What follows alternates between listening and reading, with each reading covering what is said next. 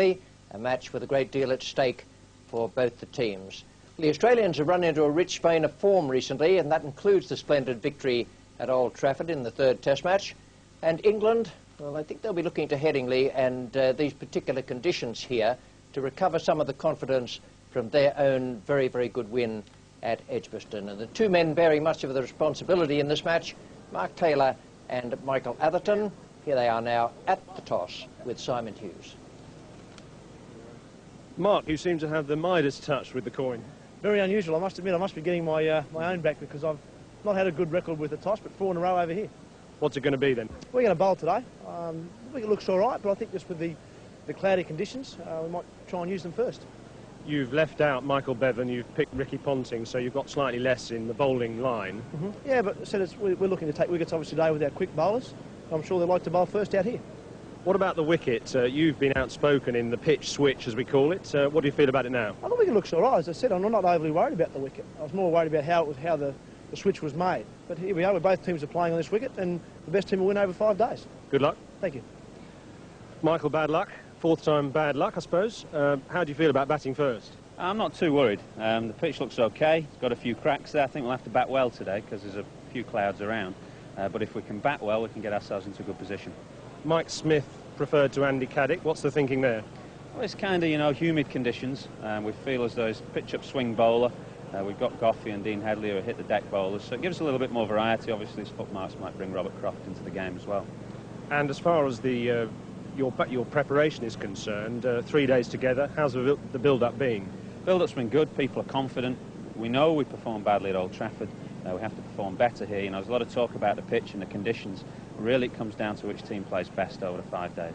So is it the case of trying to grab the initiative as soon as possible? Obviously, I think, there'll be a bit there for the bowlers. We'll have to bat well, but if we bat well and we get through today, we can get ourselves into a good position. Good luck. Thank you. Well, confirmation of the two teams for this match. England, they've brought in Mike Smith of Gloucestershire and Andrew Caddick as the man to go. And that in the face of what was said after the Old Trafford Test match about keeping the England squad together. But it's a very strong team there, deep in batting, and now the left-arm swing bowler comes in to boost the attack. The Australians have made one change. Ricky Ponting, a youngster who has hit 12 first-class hundreds before his 21st birthday, comes into the side in place of Michael Bevan, unchanged apart from that from the Old Trafford victory.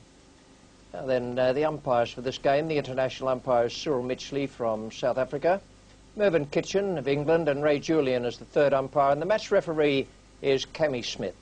The Australians, just to confirm that they won the toss, and they will field. Well, as you've already heard, there's been quite a bit of controversy about the pitch for this game. It's a second pitch to be made. The first one was pushed aside because it apparently wasn't going to be suitable for everyone.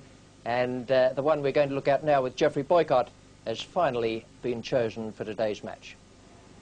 Well, there's been a lot of talk about the original Test match pitch. This is it. This is the one that they're not using. It's kept specifically for Test matches. You can see here these bare areas, no grass has grown. So they've been worried about that. They've moved from the original Test pitch, number 7 it's called, onto this one. And this is the one we're playing on number 6. This is the reserve Test match pitch. Been quite a bit of rain around in the last 24 hours or so. It's not that solid. If I push my key here, it'll just go in places. There's just a little bit of moisture somehow just underneath. Now if we look down it, he's rolled quite a bit of grass into it. You see here some quite grassy areas. Normally Headingley is grassless. So he's trying to keep a bit of grass into it. We've still got cracks. You can see here. So it's a funny sort of looking surface. I think it'll actually play better than it looks. I think it'll be about stump high, medium pace. I think it will seam a little bit early on, but I don't think it'll seam quickly. You've got to get on the front foot, play well. I don't think spinners will get into the game much for certainly a few days.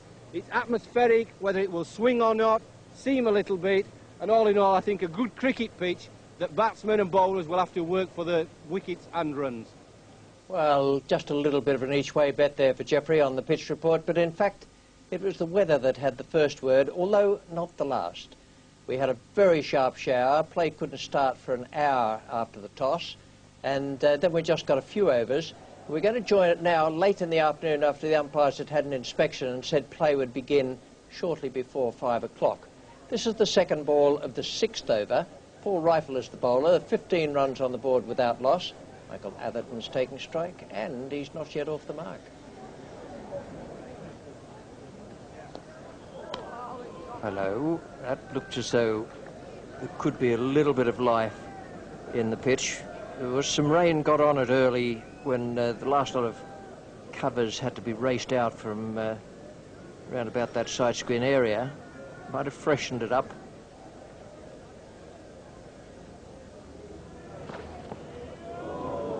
That's a beauty. It's really the first one he's landed precisely where he'd want it. Ball is playing some funny tricks, particularly once it goes past the bat. You see here, Ian Healy, the last minute has to reach out and grab that one. Normally, Ian Healy's footwork is excellent, but you see, it's going exactly the opposite direction to which he was expecting it.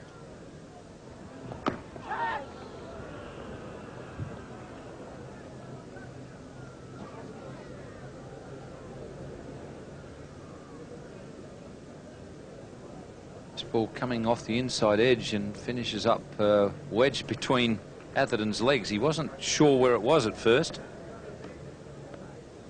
Very keen to let it get to earth quickly. That's a good shot for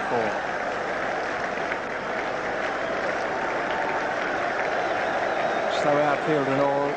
Butcher has timed that perfectly.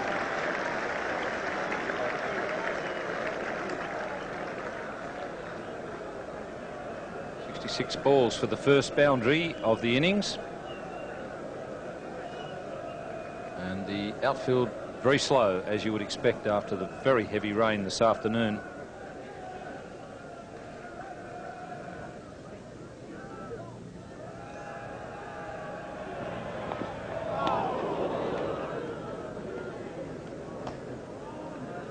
And McGrath's got a couple to go off the seam and beat Butcher outside off stump.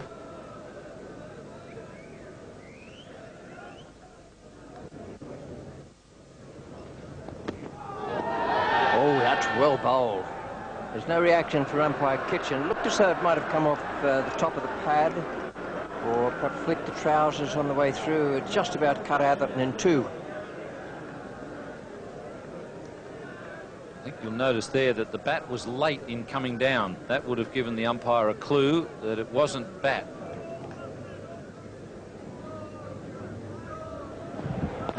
A good shot for 4 again.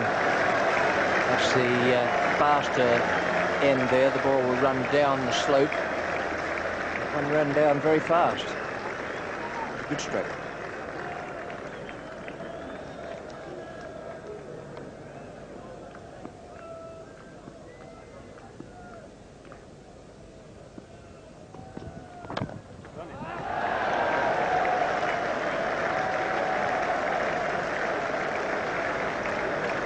Be a very quick scoring ground here at Headingley.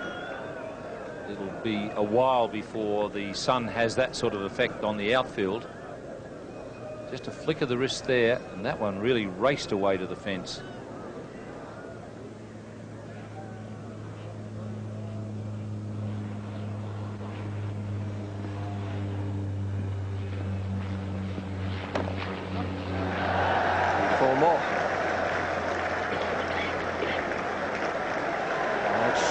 Two balls from McGrath, just asking to be put away there past square leg. Nicely done by Atherton. 13 off the over. Jason Gillespie is now going to replace Paul Rifle at the Kirkstall Lane end, so that's a minor victory to the Englishman. Perhaps Taylor feeling that Rifle wasn't making the best use of favourable conditions. Maybe he wants Rifle to come from the football stand in when McGrath's had enough. He'll probably get 3 for that. Depends a bit on how slow the outfield is, how much moisture there is there.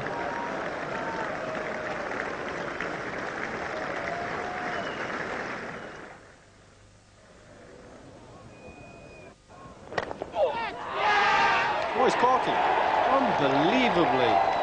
He hit it straight off the middle of the bat. Was thinking about running for 2 or 3 runs, and it stuck somehow in the short legs guts, you might say. It somehow, oh, well, that is a real blow for England. They're just doing so brilliantly well. 43 for 1, couple of plays and miss, and then to get out like that. Greg Blewett at short leg, well, he's hardly seen it. That ball has hit him. Give him full credit in as much as he's kept his head down, he's kept still, he's just flinched a wee bit. Closed the knees, closed the hands, and somehow that stuck. Well, that really is a moment of good fortune for Australia.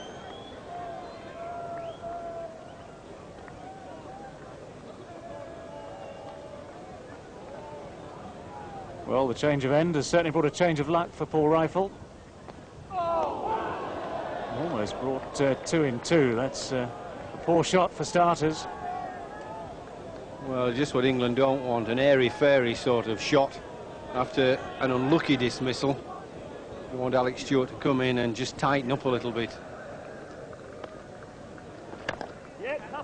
Nicely pushed away. It's this time past Greg Blewett. Alex Stewart off the mark.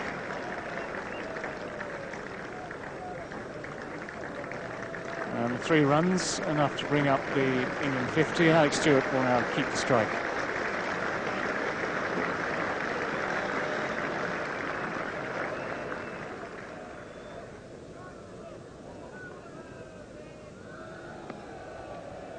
That's very close, very, very close. Merv Kitchen of the opinion that something might have got in the way first, maybe inside edge.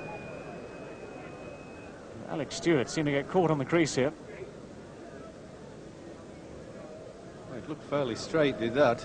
Unless it was a little inside edge, but he got himself in a little bit of a tangle.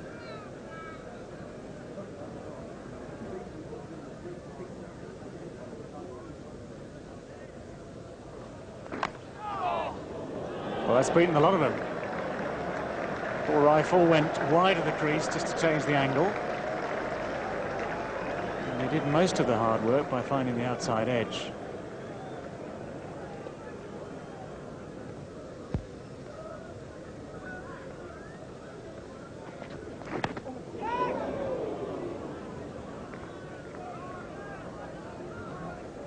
Well, this one was pitched up a little bit. See, it was a beautiful leg cutter.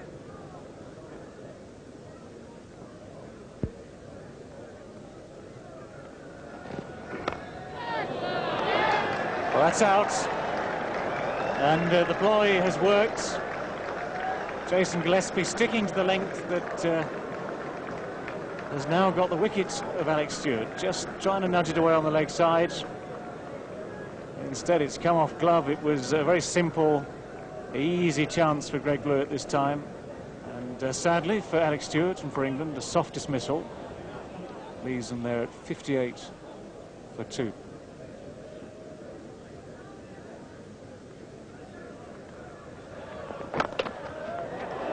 Well, would you believe it? That too hit Greg Blewett at short square leg. What if that had stuck? I don't know where it hit him. He's fingering the grill on the helmet there. The way his luck is going, I'm surprised the ball didn't stick between the grill.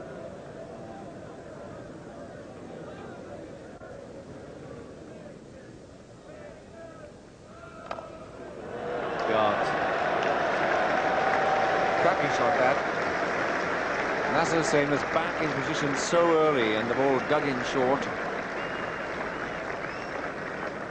4 runs.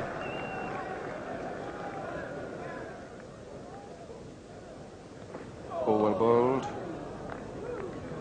Wry smile there from Paul Reiffel. He just looks to be getting a good line on Michael Atherton. Bowling it in the off-stump area.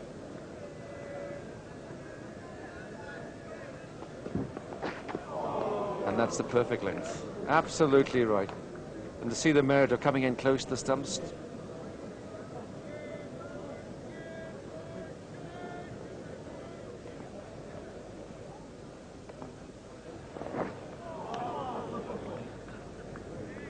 Well, Paul Rifle didn't enjoy that. But again, you see the batsman getting really turned round, feet pointing down the pitch, therefore the bat coming slightly across.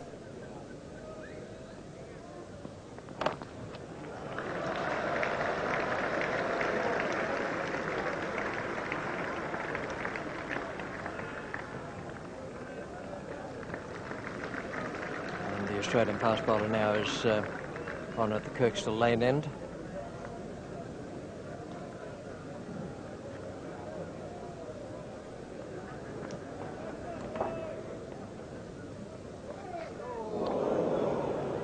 That was a real flyer. Might have looked like a wild shot. He was perhaps a little close to it, but it's the right idea. When the pitch is doing a bit, you've still got to find a way to score some runs.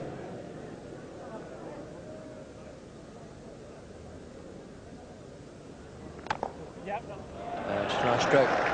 Good square drive. And 4 runs for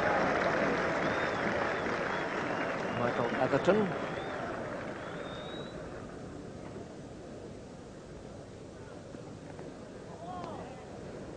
Well, that's the difference between the bowling of McGrath and Rifle at the moment. McGrath, after having made 2 deliveries go away from the right-hander, got that one to come back in. That's a nice stroke. It was well over the top of that. Bounced before it reached the man at slip. Played it well. This is one of the reasons why Hussain is so important to England, because he will score as soon as the bowler gives him a bit of a chance. Getting that one past Matthew Elliott at 4th slip.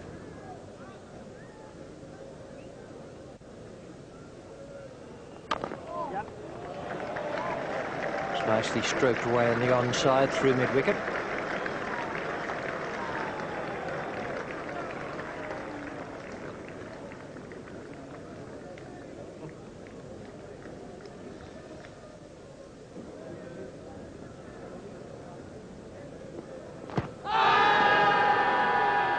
I think it's just missing leg stump. Not much. And if I'd been the bowler, I'd have been making just as impassioned a plea as McGrath, but I think you might see it slanting just a fraction too much. Yes, I think a little bit of late swing. Yes, it moved just at the last second there, and in fact was probably going quite a long way down leg side. 4 more now. McGrath's not going to be very pleased about that.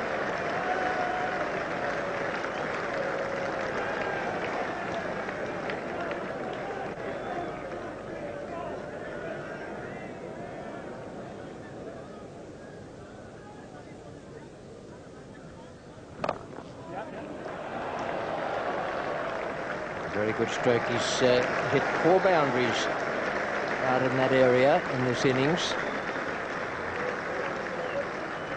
And that was a bit of a trademark shot up on, just resting on 1 foot.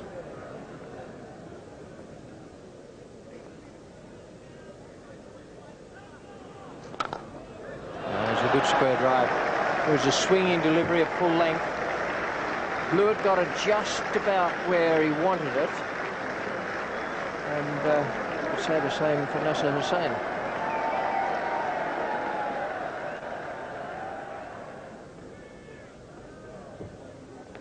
And you get a couple there. The outfield will slow it enough to make sure they can't get 3.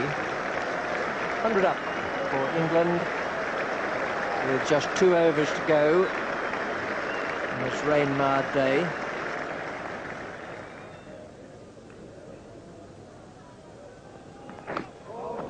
And there it is. That's well bowled. Beautifully bowled. He was drawn into the stroke. And it's extremely well caught also. It was going at a rate of knots, I promise you. Nasser Hussain has gone. 3 more runs added after Nasser Hussain's dismissal from that very good catch by Taylor. 3 men out, Butcher 24, Stewart 7 and Hussain 26, with Atherton unbeaten on 34 and Headley yet to get off the mark. 106 for 3 in the bowling figures for for the Australians, a wicket each for McGrath, Rifle and Gillespie. Blewett bowled 3 overs of medium pace and Warne 1 of leg spin. Didn't seem to be a great deal of spin there, nor any great amount of pace. Well, at the end of the game, and a very interesting afternoon it was too, we had Simon Hughes talking with David Lloyd. Would you have bowled first if you'd won the toss? No, we would have batted. Why? We just thought that it was right to bat first. That's the children. I'll put them to bed soon. We thought it was right to bat because, you know, the pitch was dry and it was an even covering of grass, and we felt that it was one of those pitches, 6 to 1, half a dozen at t'other, but if you worked hard and got over that initial burst with a new ball and the sun came out, we expected it to come out perhaps a little bit earlier than this, forecasts, etc. We'd have got reward then. How do you think it played in the end, the pitch? It moved around. I wouldn't have expected it to do anything else. The conditions, for me, have been overcast and there's been a lot of dampness around and the pitch has been covered. And so there was movement for the bowlers who put it in there, and it did move around. I thought we worked really hard. We worked hard. Atherton, defensive qualities, I thought excellent. Dismissal of Mark Butcher for us, unfortunate. For Australia, fortunate.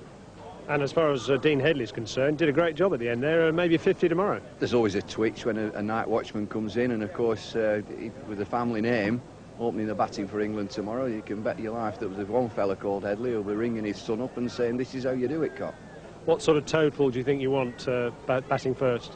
Well, I'm not good at saying that we want this total, we want that total. I think that we've got to occupy as long as we can and look to score. When you get a bad ball, knock it away and try and just keep the scoreboard ticking along. What would help us, of course, tomorrow, if we got a decent day and you got some sunshine around, we've got first choice of the pitch, and all in all, I'm happy with the way the day's gone. In the meantime, we better let you off to read your bedtime stories. Well, yeah, they get the kids out at night from time to time. I've told them they're into bed early if they keep messing around, but they should do some work now. They've been inactive, get something done. Simon Hughes there talking with David Lloyd, and now words from Geoffrey Boycott and Ian Chappell on what they thought of today, a rather shortened day, and what they think might happen tomorrow. Ian, a little surprised that when he won the toss, Mark Taylor, he put England into bat, because he's tended to want Shane Warne to bowl in the last innings, hasn't he? Yes, it was. It's something that Mark Taylor doesn't do very often. He prefers that thing of Warne bowling last. Maybe with all the controversy over the pitch, he just felt that he perhaps better, you know, see how well this one was playing and perhaps try and take advantage of it a bit. I thought it was a 50-50 decision. I think this is a better pitch to bat on than, say, Old Trafford, even though there's a bit in it. And probably at the close of play, even Stevens, you would say, for the teams? No, I think Australia got to take the advantage a bit on the first day. I think that last wicket, Nasser Hussain, just tipped the balance slightly in Australia's favour. What is it about Headingley that there's always controversy over this pitch, Jeffrey? What is it about you Yorkshiremen? It's always been like that. It's never going to change, and I think it's going to do a bit throughout the game, certainly for the first 2 or 3 days. So I think it's going to be pretty interesting. So what do you reckon England need to get to make it interesting? 250 would be a really good score. Yeah, yeah. So you think the Australians are going to find life a bit tough out there batting? Yeah, I don't think it'll get better. There'll always be a little bit of an even bounce. Oh, we'll see what we see.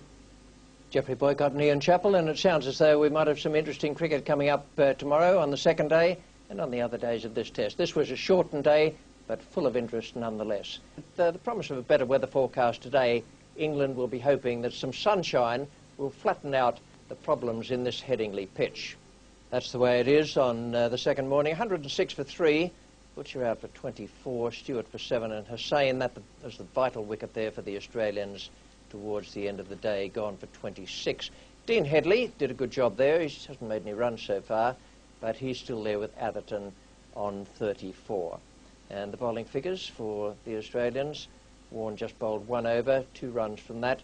McGrath, Rifle and Gillespie, the men who'll be doing most of the work again out there today, and each of those 3 bowlers has taken 1 wicket. Well, plenty of problems yesterday in the pitch. There was a lot of life there, movement off the seam, an extra bounce, 1 or 2 kept low. Here's Geoffrey Boycott now with his report on the second day. Yesterday, Paul Rifle bowled a couple of good balls at Michael Atherton that went off the seam and showed us that there was a bit of movement in pitch. And then after that, we saw Alex Stewart get out to one that bounced and lifted a little bit, unpredictably. And I think that was the difficulty for the batsman yesterday. A bit of movement off the seam, a bit of unpredictable bounce. If we look at the pitch today, what we have is a lot of sunshine, nice drying wind, and already the pitch is starting to change colour for the better. It's had a roller on this morning. It'll get another roller later on, probably today or early tomorrow when the Australians bat. And with the extra rolling and the sunshine, slowly throughout the day we should get a little bit of less movement off the seam. I still think it'll be a little bit dodgy this morning for the England batsmen. They'll have to work hard with that bit of extra bounce occasionally, a little bit of seam movement, but it will get better. But with the cracks here, as we've still got this bit of crazy paving, I think throughout the game we're always going to have a little bit of uneven bounce. So all in all, a good cricket pitch. Batsmen will have to work hard today. Well, Geoffrey Boycott thinks it's going to be a bit difficult out there today, and the Australian bowlers will hope that that's correct. We join play now with Glenn McGrath, the bowler. He's bowling to Dean Headley, and so far, no runs on the board. Oh, good shot. That first forward movement from Headley had him in a nice position for the stroke when the ball was in the slot.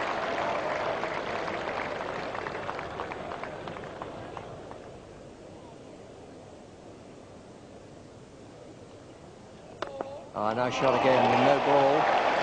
That adds to the Australians' woes. And Headley will come back to 3.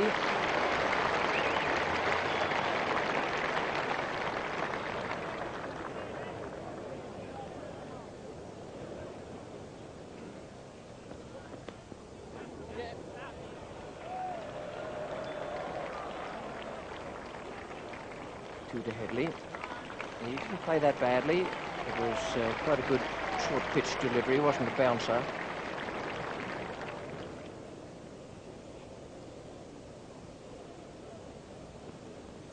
Running. Good shot for 4.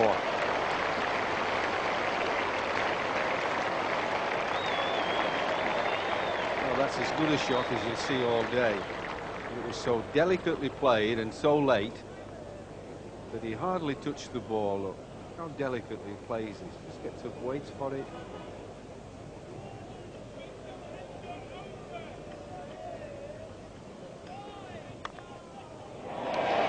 More runs for Headley. They should be able to get 3 there to give out on the strike if the England captain can turn quickly enough. And he does.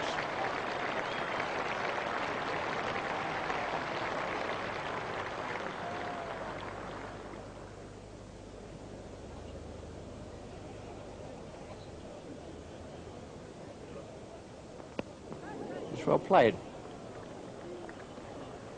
That was a good bouncer from McGrath, but Headley did all the right things. He stayed behind it as much as you'd expect from a number 11, dropped his hands, dropped his wrists, and kept it away from the eager slip fieldsman.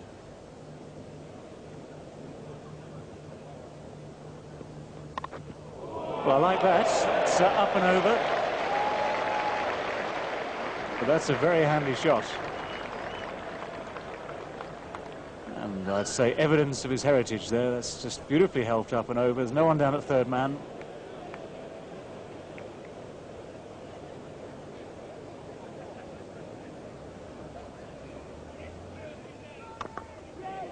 Good response from McGrath, but well played by Dean Headley. He's keen to come back for the second. He seems to be enjoying this.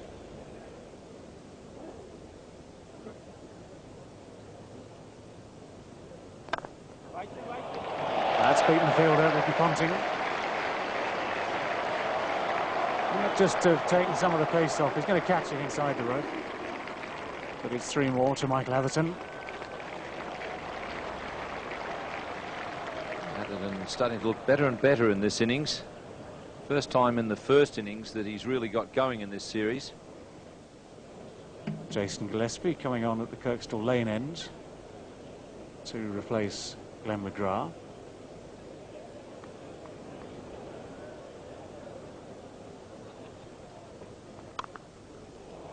Well, that's it. First ball from Jason Gillespie, and Dean Headley's resistance, and entertainment comes to an end. Caught in the gully by Steve Waugh with 22, 2 more than he promised his captain. but just at a time when it looked as though he might be capable of going on to bigger and better things. Australia struck for the first time on this second morning of the Test match. England now 138 for 4.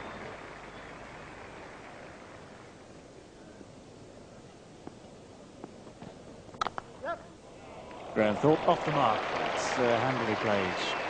Glenn McGrath after it. Thorpe settling for 2.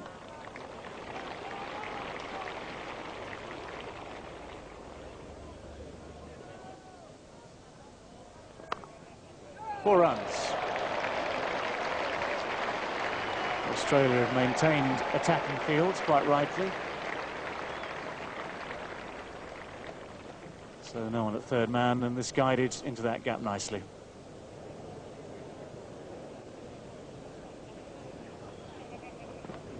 That's perfect. All but perfect.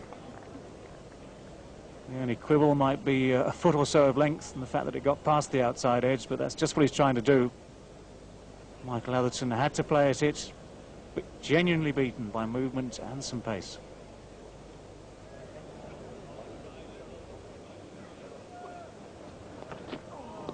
And again, well, this is good bowling from Jason Gillespie. A very fine over that. A maiden, hardly surprising. 2 very fine deliveries that genuinely beats Michael Atherton.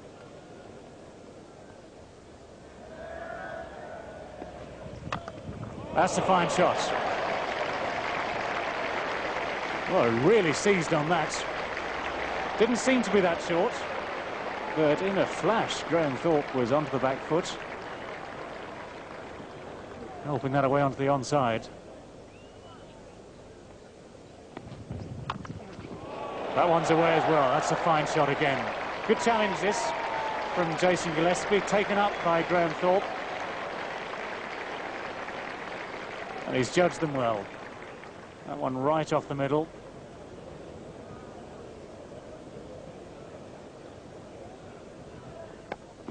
And that's in the air. Straight to the fielder. And Atherton's gone. Glenn McGrath, the bowler, dropped it short. And Atherton got all tucked up there on that hook shot, and it's a great moment of triumph for Australia, just the man they wanted to get out. And for Atherton, all the hard work, shakes his head, almost undone. John Crawley is the batsman, but he's non-striking, so now it's Graham Thorpe. Beautiful bowl, just a hint of in-swing, late movement into the left-handed Thorpe.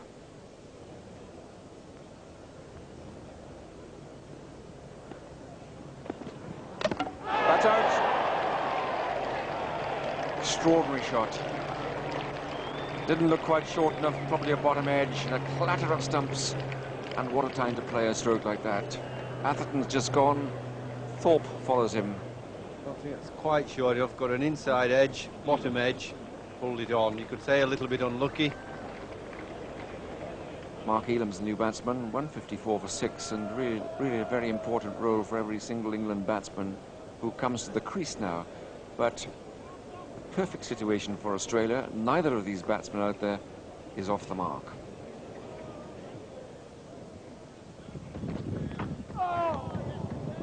And you'll see why behind the stumps the slips and gullies are all lined up there.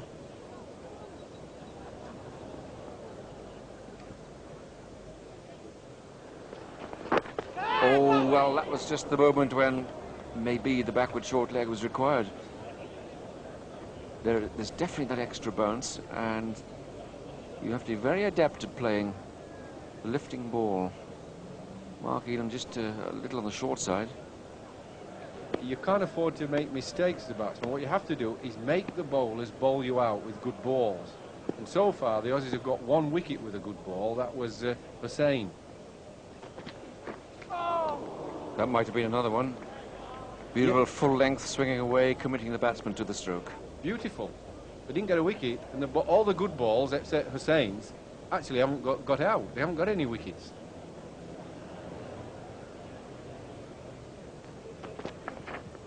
Well, Mark Elam, I'm afraid, was in the wrong parish then entirely, so He just waved at it from a distance. Well, everybody's happy with the trip to Leeds. It's always a ground which is full of colourful character.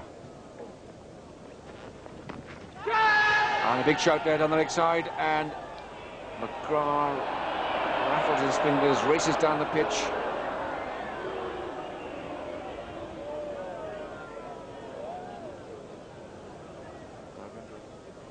I think that was clearly not out. Just off the shirt, I think, if anything.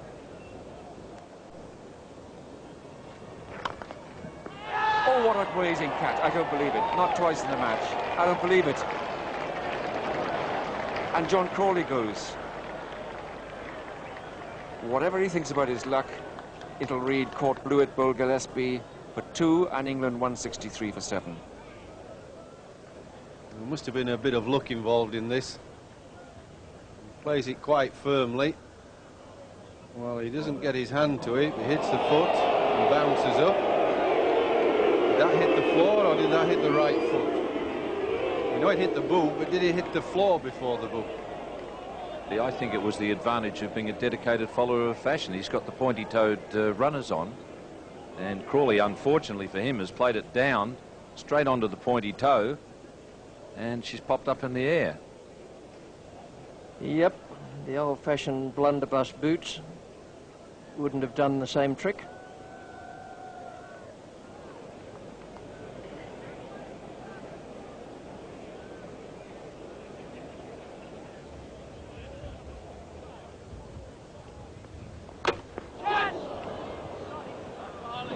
What's that helmet?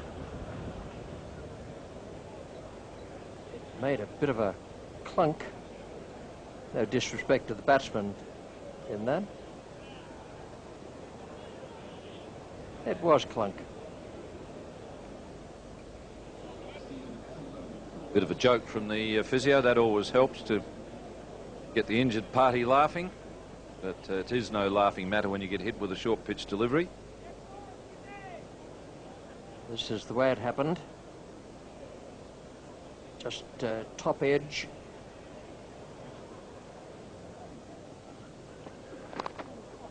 What?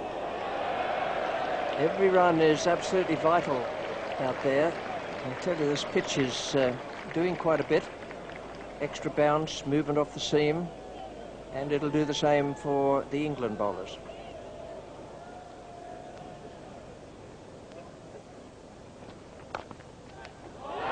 Picked it out of thin air. That's a good catch. Gillespie has got it into the right spot. Ricky Ponting, playing in his first test match, has caught a blinder. His first test in England for Ricky Ponting. He's a very good athlete, good at many sports, best at cricket. And the new batsman is Darren Gough, Yorkshire born and bred. Very, very popular figure up here, and an excellent cricketer.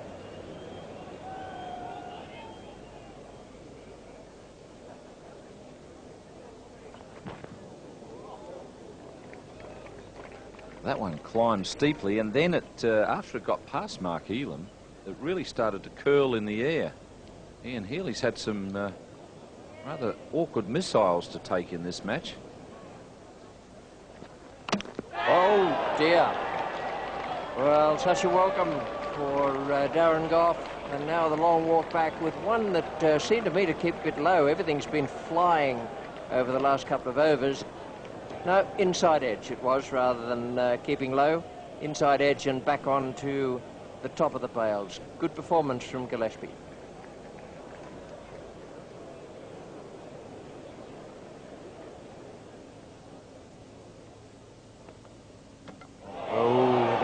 Is a great haul for Gillespie. He's knocked over Mike Smith. Mark Elam remains not out. And Gillespie has done a terrific job there for Taylor.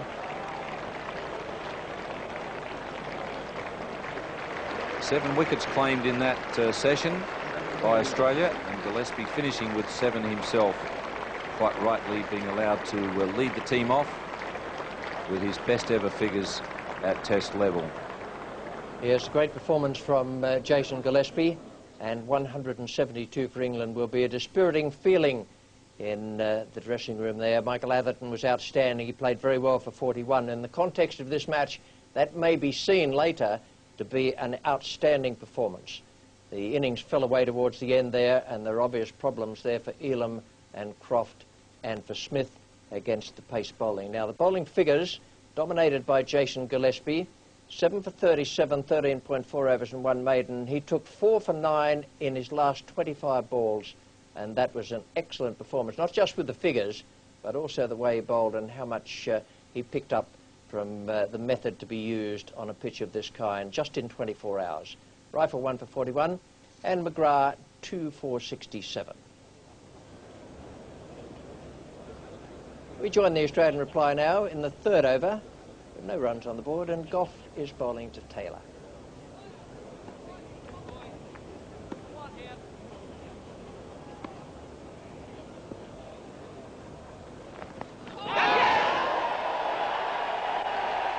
The appeal has gone up, everyone is jubilant, eventually the finger goes up as well. Cyril Mitchley took his time. So Darren Gough has struck back. Mark Taylor, he's gone without scoring.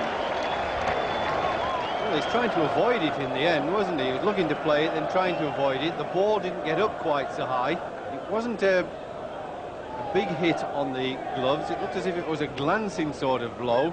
And it's debatable whether it actually caught the glove or the sleeve. It was a difficult one for the umpire. Greg Blewett is on his way out nonetheless.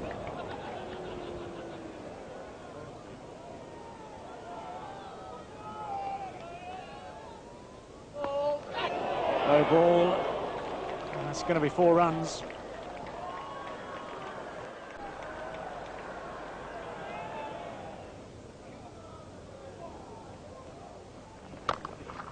That's a cracking shot. Not just 4, that's 6 runs, as signalled by Mervyn Kitchen. Dropped in short by Dean Headley, and Matthew Elliott really got onto that quickly. That's got him. Darren Gough strikes again.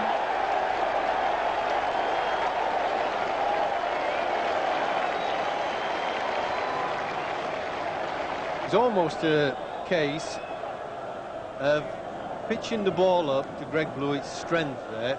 He fancies himself driving. He's a very good offside driver of the ball, but he's only just come in. He's not got the pace of the pitch, and that was beautifully executed by Darren Gough.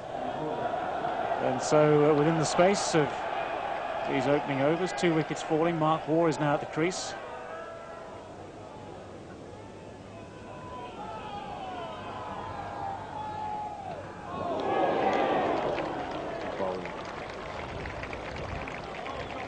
Don't bowl short. Well, it nearly worked for him. Dug it in a wee bit, and it's a poor shot from Mark Waugh.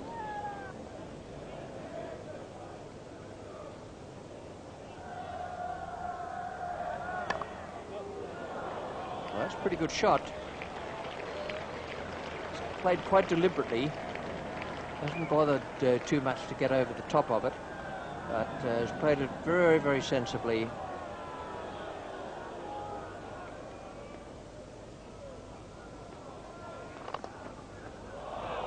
That's a fine shot. Mark Waugh hasn't bothered to run.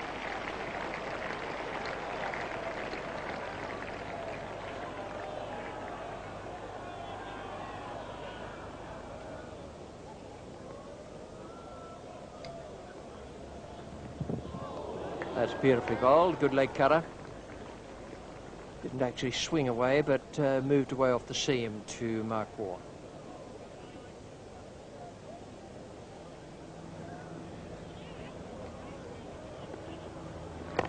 Out. Caught and bowled. Headley, having adjusted his run, has come in and bowled a half volley to Mark Waugh, who has dollied it backwards. Normally Mark Waugh is very good at giving it the full face of the bat and then just rolling the wrists to get it on the onside, but I think he's gone a touch too early on that occasion and presented Dean Headley with a simple catch. He's a good competitor, this young man, Dean Headley. And he's a thoughtful cricketer. Mark's brother Steve, fresh from 200s in the one game at Old Trafford, is coming out now. 3 for 43, and England very much on top here.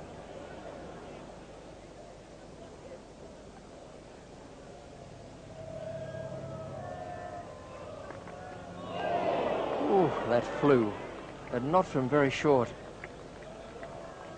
It was taken high up there by Alex Stewart.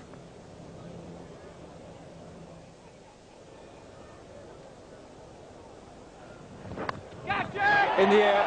Oh, and that should have been his first wicket. First test match, and you get something to pop a little bit. It flies to Thorpe at first slip. And, well, he's never been a 100%er. Yes, it's come this way for England this time. We saw Greg Lewis for Australia snatch 2 lightning reflex chances at short square leg. And John Crawley's done the same. There's just that surprising bounce from the batsman. The firm shot on the leg side frequently has gone in the air. And Steve Waugh's gone for 4, 50 for 4.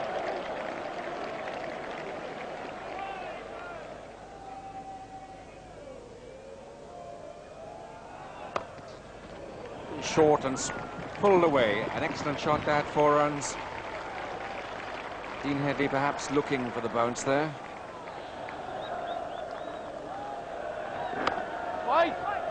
And it's through. Elam's the man who has to chase it, but down the hill there over that net area, it's often far too quick for the fielder, and so it proves.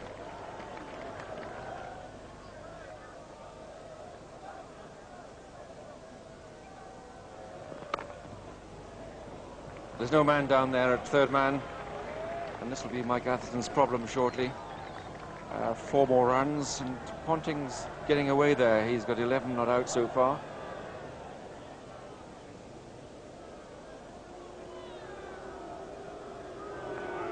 Well bowled. That's a good line. It does seem to be that little bit of extra bounce outside Elliott's off stump.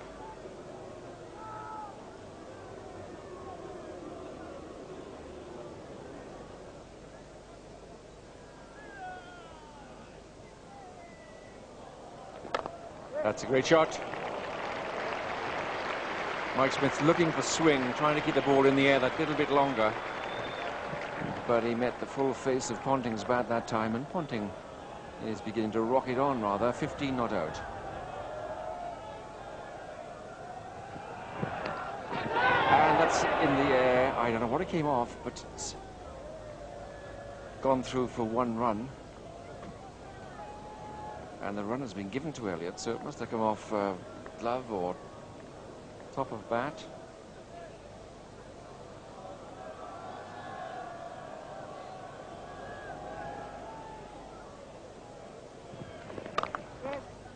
That's another fine shot. When Ponting puts bat to ball, it really goes to 4.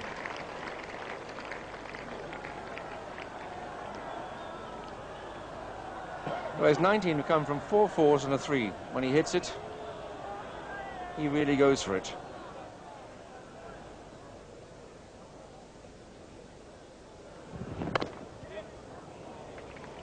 Four more runs.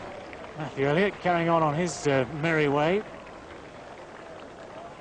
Third man has not been a popular position all the way through this test match. And yet a lot of runs have come in that area. Oh, beautifully played. 4 runs this time.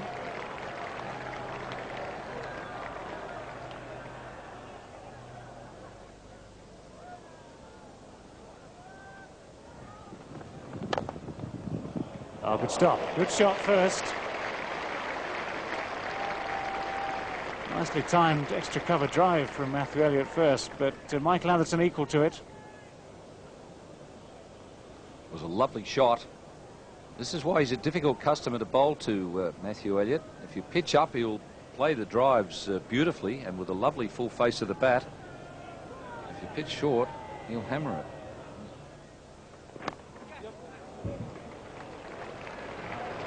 — 50 runs for Matthew Elliott. 51 to be precise.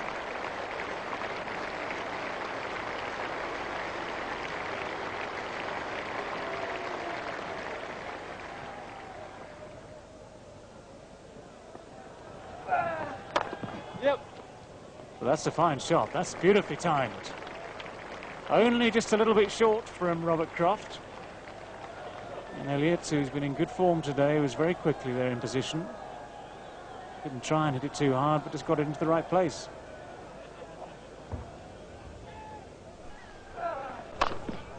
Back foot again, 4 runs again.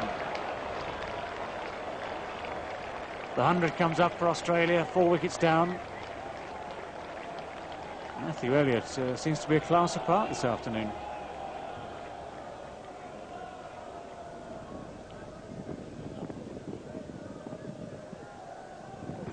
Yes. Nicely tucked away this time by the left-hander. Shorter boundary, quicker outfield, this that side of the ground. And be careful of those steps, please. Those are the steps we saw Dominic Cork disappear up a year or two ago.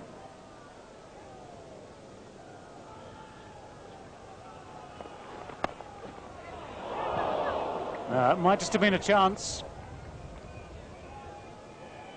It was hit with immense force again. And it was always on its way down, but Michael Atherton was actually very close. Yeah, well, it's technically a chance. It's just carried.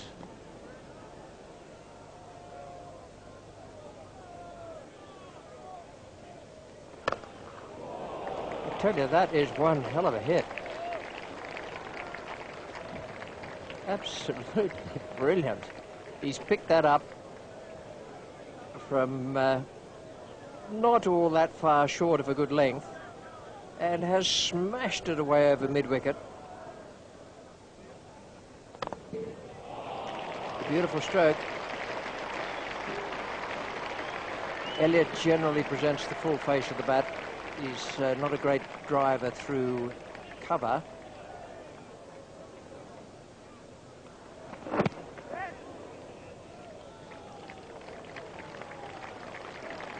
The 100 partnership comes up, and at the same time the 150 for the Australians. 22 behind England now, and at one stage it didn't look as though it would be anywhere near as good as that for Mark Taylor's side. They were struggling early in the innings.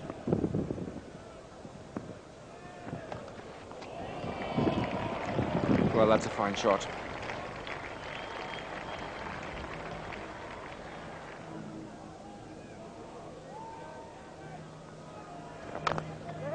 Another fine stroke, so quickly, so simply forward.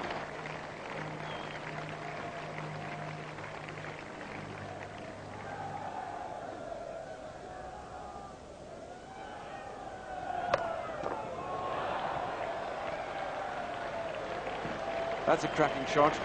Players were searching for it as the umpire was signalling. And Australia have now passed England's score.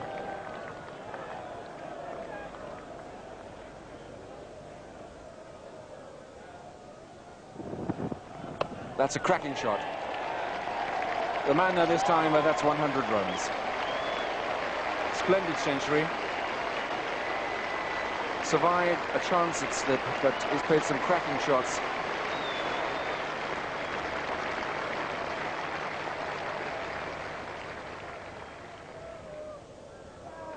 Oh. Beautifully played, opens the face, and there it is.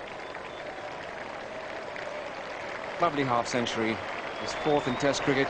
Ricky Ponting must be very good to come back into this side. Struggling to get back, lack of opportunity. Plays such a confident innings.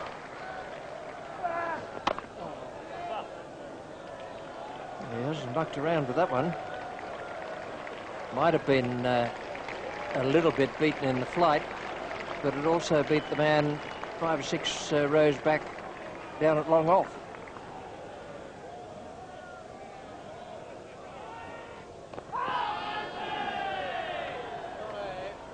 What a good delivery. Swung. Matthew Elliott was nearly deceived by this. Yeah, they got too far over. And I think it might have hit the pad first with the replay. That's got to be close. Now, what was it? Inside edge? Was it the height? All these things for Merv Kitchen to think about. And I think Ricky Ponting gave a clue as to why the umpire made the decision. He just tapped the bat into his hand as Darren Gough was giving him the glare, and you see there quite a solid inside edge. Merv Kitchen totally unmoved. Well, that's a good shot. Smith has just dropped it short, and Ponting has absolutely creamed it away over mid-wicket for 6, and that's on a long part of this ground.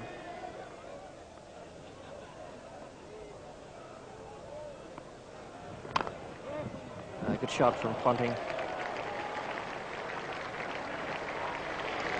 200 partnership. The Australians were 50 for 4, now 250 for 4.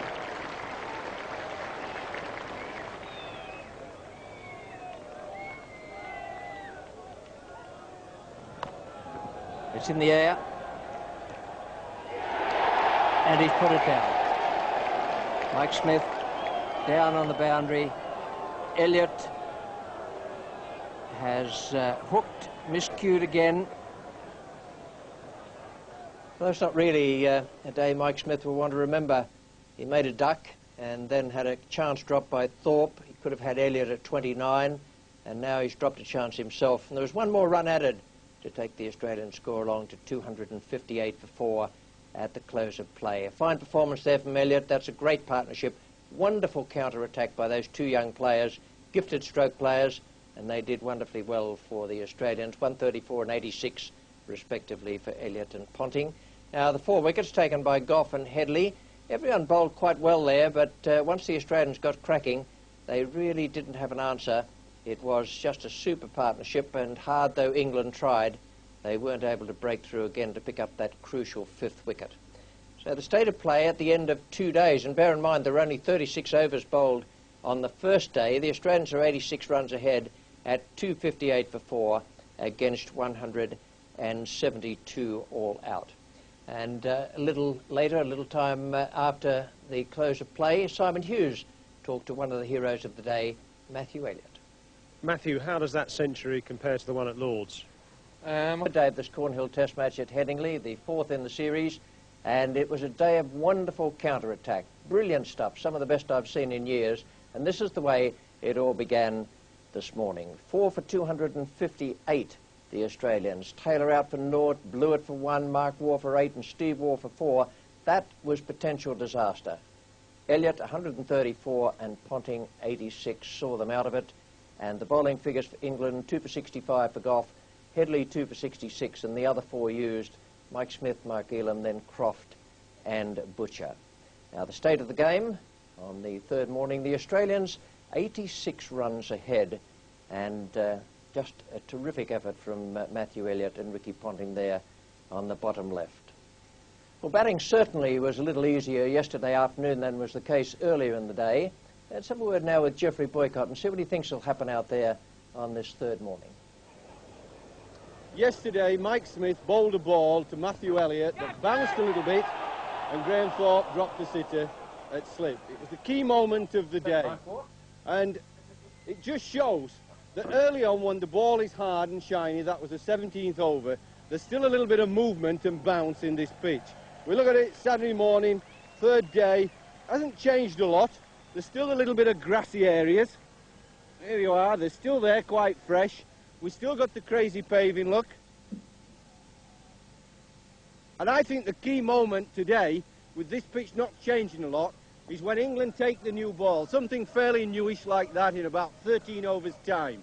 Race seam, quite hard, there'll still be a little bit of movement, an extra bounce occasionally, and England have to make it count this morning because there still will be something in this pitch. And if they don't make it count and get wickets, then Australia are going to bat them quickly out of the game. Well, still a bit there for the bowlers, but the main point, as Geoffrey makes, is that they will have to bowl well. We join it now with Darren Gough bowling the second over of the day. Ricky Ponting is taking strike, and 4 runs have been added to the overnight total.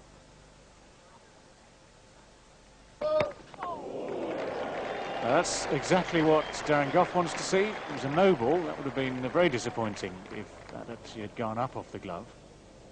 But that really spat at Ricky Ponting. Very nasty delivery.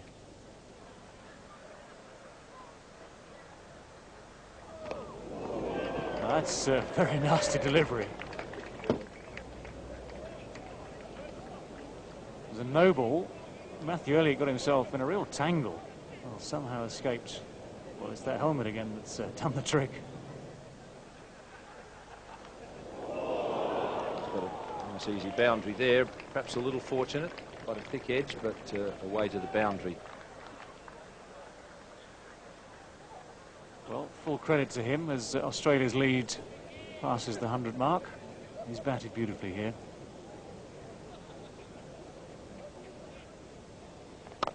That's a fine shot. He beats the dive too. Michael Atherton might just have covered that. It was beautifully struck. Just for a moment there, Ricky Ponting was stuck on 87, the number that all Australians dread. The edge through the slips took him off that, and this was a far better shot.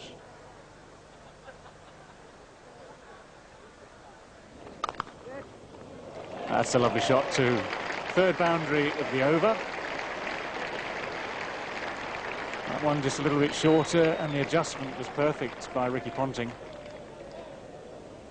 Now I think that's an area where he's better than Elliott.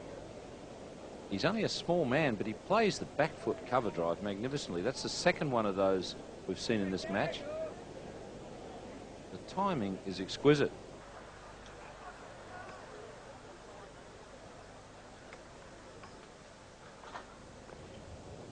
Yeah, you see, he's far more comfortable, as I was, when the ball goes offside. And he can just swing back and sway out of the way. If you get stuck side on like that, and for a moment here he's thinking, whoops, and then it's the fact that the ball has drifted down leg side that's taken the problem away. A little bit late on that. No, I didn't really seem to pick that up properly. Well, he's still thinking about the short pitch one, I'm sure. That's perhaps why he's a little late. That one, fortunately for Matthew Elliott, a touch high. Get it! He's called for it and got it. Very well played indeed, Ricky Ponting. Isn't he delighted?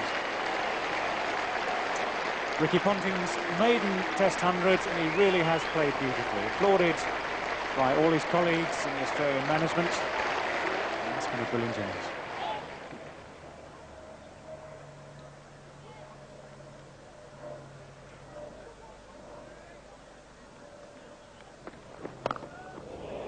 That's high and squared, couple of bounces, and over the ropes at square leg. No confusion in his mind what happens when Darren Gough drops short, as the Yorkshireman's just discovered. Big shot. Now, where's that pitched? Not out, says Cyril Mitchley. Looked as though Matthew Elliott had moved across right in front of the stumps. It's a question whether or not that ball pitched on the line of the stumps. Might just have been outside leg stump. Good decision from Cyril Mitchley. Right arm over the wicket. The left-hander has to try and get that ball to come back in if he's going to get LBWs.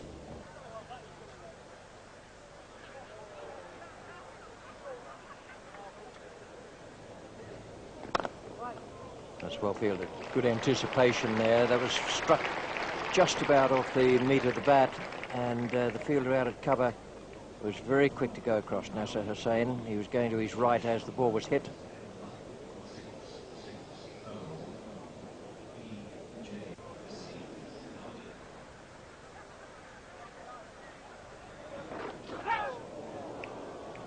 Turned. That won't have gone unnoticed by the Australians. It's Oh, the signal leg byes. Well, did he actually play a shot at that?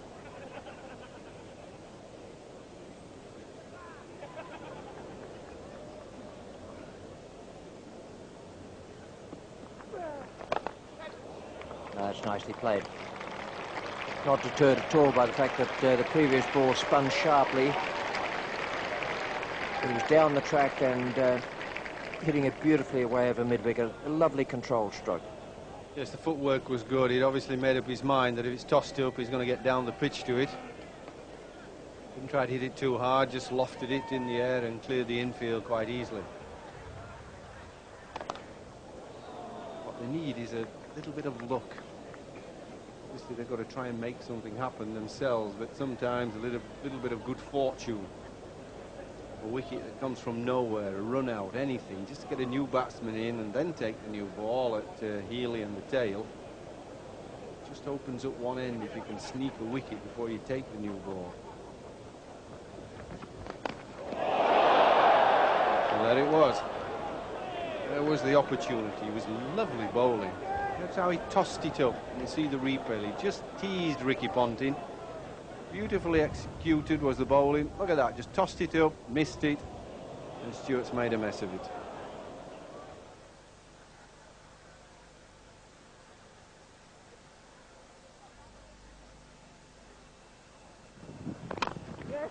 Good shot for 4. That brings up the 300.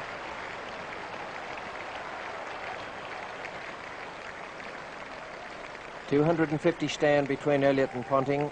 Lovely stroke from Ponting.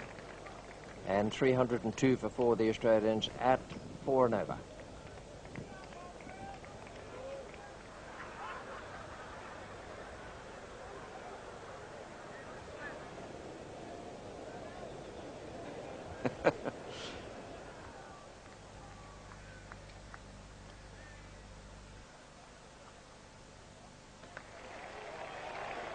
Second new ballers on with Dean Headley, and Elliott has picked up 3 from that straight drive. Slightly lofted.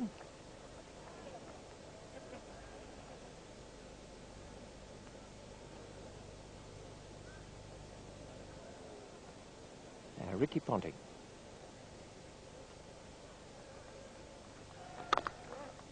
Oh, good shot. Just a gentle little defensive push. It'll get onto those pitches and race away from the fieldsman. Headley can hardly believe it. He stood there looking at Ponting for a long time. Nothing more than a defensive push.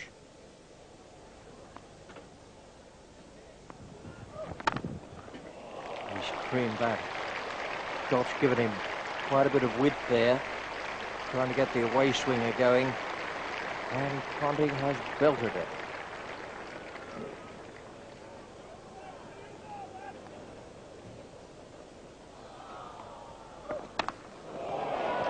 It's going to be out.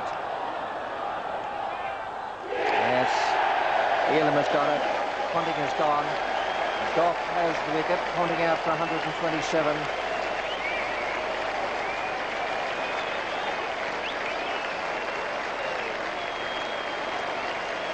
Goff just got a little bit of extra pace there, put a bit more into it after that slashing square drive, the flash to the boundary, and Ponting will receive a standing ovation here from this capacity crowd. Well, it was a real classy innings, was that? Splendid knock. Just came on a little bit quicker. And that's the breakthrough England needed. Ian Healy has come out now to replace Ponting. Ponting caught Elam Goff 127. Splendid partnership between Ponting and Elliott. He's still there on 141. And there's the rate per 100 balls. Australia up to 63. In comes Headley. Another cracking start, and that's a beautiful stroke. You could say the ball asked for it, but it was a marvellous start by Ian Healy, and smiling alongside me is Ian Chappell. It's not a bad way to get off the mark, is it? I guess the bowler can reasonably expect that the batsman might have a look at the first one, but that's not the way Ian Healy plays. Slower ball, and it's carved away over gully, and that's 4 runs.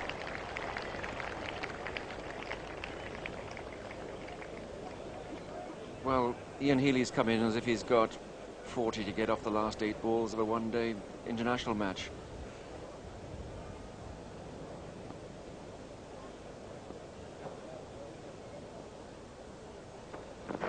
Yep.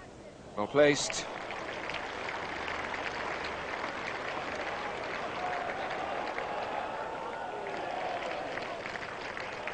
Three runs. That's a very good chase.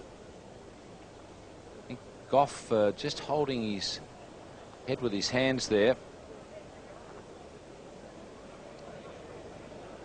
That's Hussain making the chase. I think Gough felt that he'd almost got that one in the right position. Oh, no ball called, but that's a bit more like it.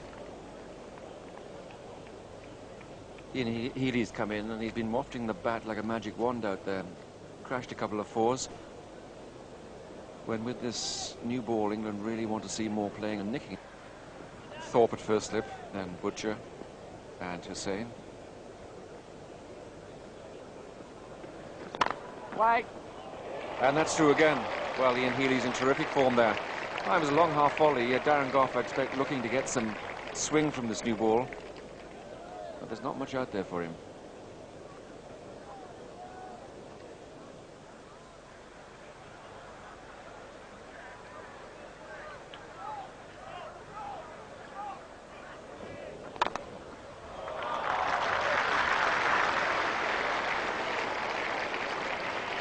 I've no doubt at all that the England bowlers are looking to keep it up there just to get some movement in the air, but really there is none to report. And no hesitation at all, ladling that away through the covers.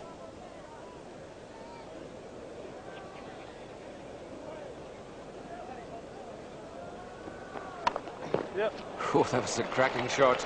Beautifully played. You said it was very unorthodox. It's outside off stump.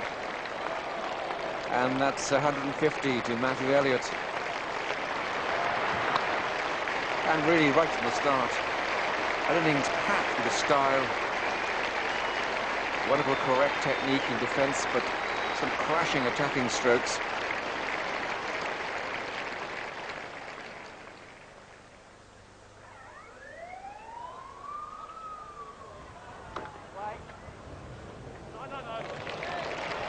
Good effort in the field. Mark Elam's a useful cricketer.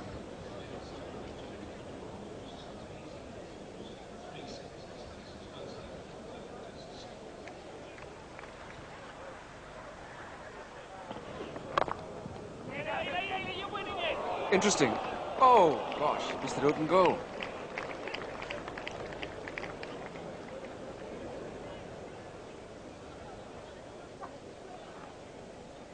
Quick call from Ian Healy. Now he's just got to race Mark Elam, and even if Elam had knocked all 3 to the ground with his little soccer kick, wouldn't have done him any good.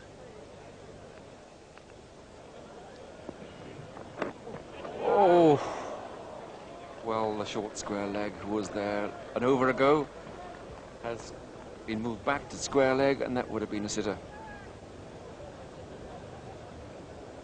Unless it had gone over his head, I suppose.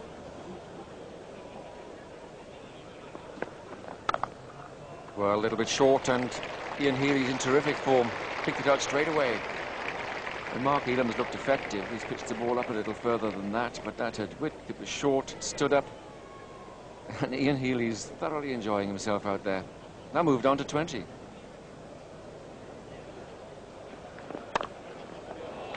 He can add some more runs now, too. On the up, hammered away through the offside. And on a pitch like this, against a batsman like this, anything like that is rather inviting.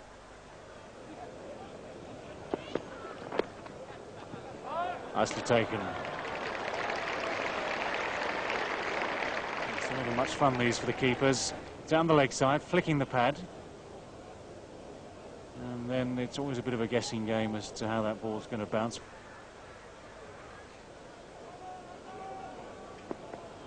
Pad first. Long, hard look at it from Mervyn Kitchen. But I'm convinced this was pad first, then the bat suddenly jabbed down and made contact afterwards. That's as good a shout as you'll get.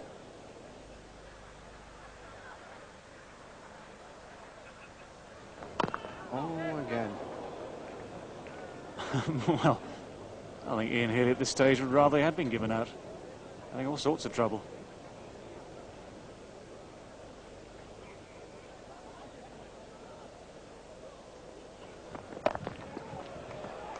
Well, that's swatted away. That's the relief that Ian Healy wanted. After a dodgy over or so, just getting something there from Mike Smith, which he could help round to square leg. And up comes the 50 partnership. 2 more runs were added to take it along to 373 for 5 when the rain came along. Very good performance there from Matthew Elliott, pushing up towards the 200 mark. Lovely innings from Ricky Ponting.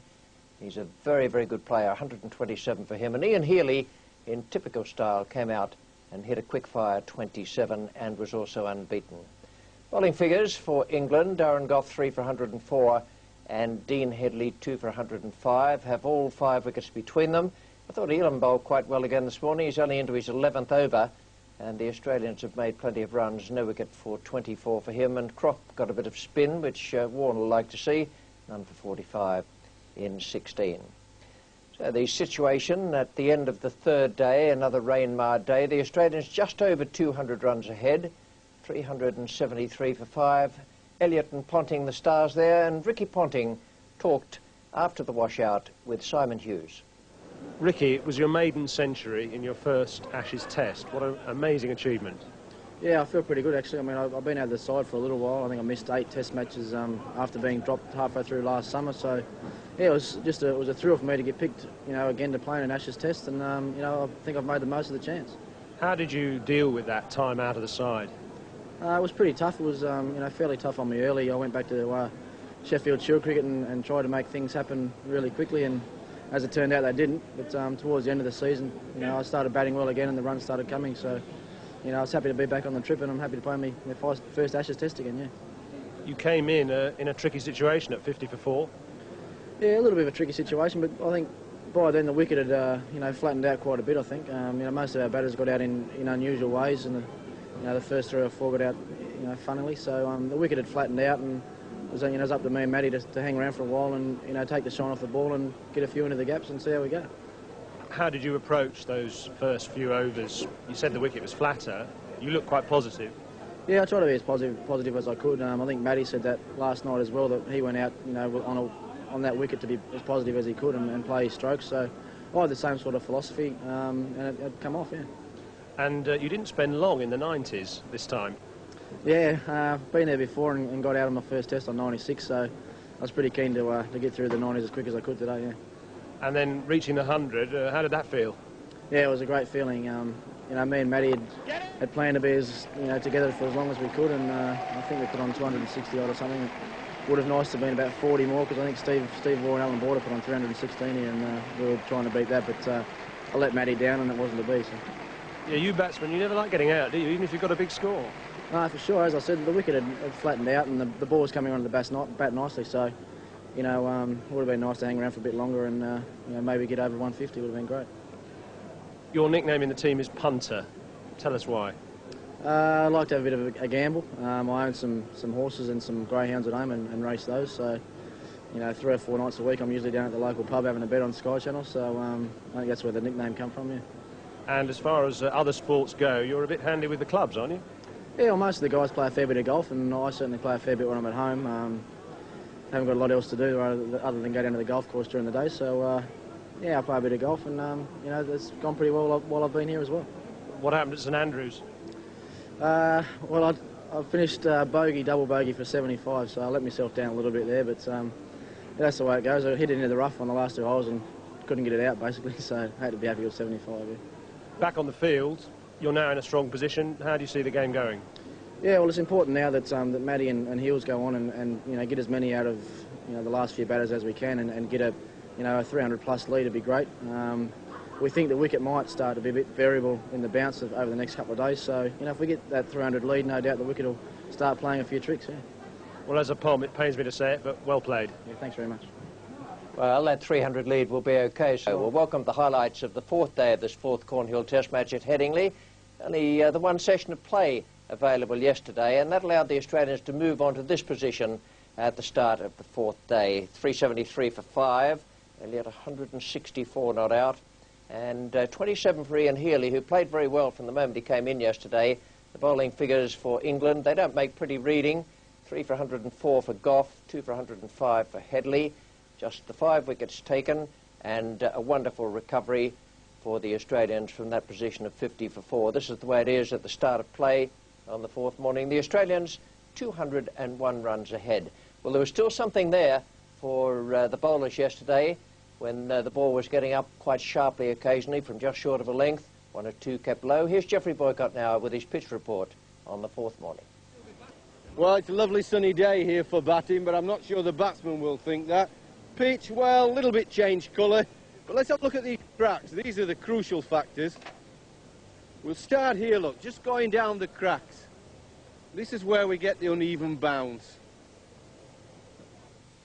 Look at this one here. Great big red mark here, the chipped away on the crack ends. Further down, big red marks here on these cracks. And this is where the ball tends to lift the lamp, wrap the batsman on the gloves and make it, well, a little bit difficult, puts a bit of doubt in the mind. That's a beauty, isn't it? Right on there. Big red mark. Here they are, just short of a length. And I don't know why the cracks come. They never used to be like this at Headingley. There'll still be something there for the bowlers, but unfortunately for England, they're being battered out of the game. But you can't understand why we can't bowl 6 balls and over in the right spot. We're giving Australia too many 4 balls. The runs are coming at an alarming rate, and unfortunately for England supporters, they are batting England out of the game very, very fast. Well, plenty of action likely there, and Geoffrey Boycott makes the point that England will have to bowl very, very well. We join it now in Mark Elam's incomplete overs, the 3rd ball of the day. 1 run's been added. Ian Healy is the man taking strike.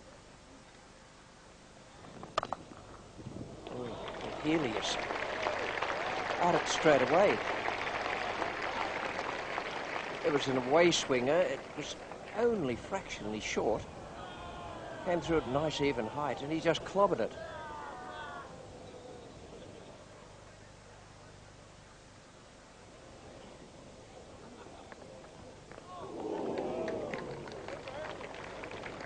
That's the end of Elam's unfinished over. Something here for the Australians to think about.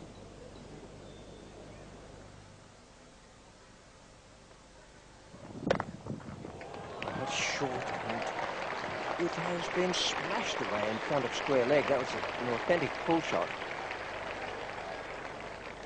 There were 2 strokes this morning, the square cut by Healy, and now that pull from Matthew Elliott. 2 shots of the highest class.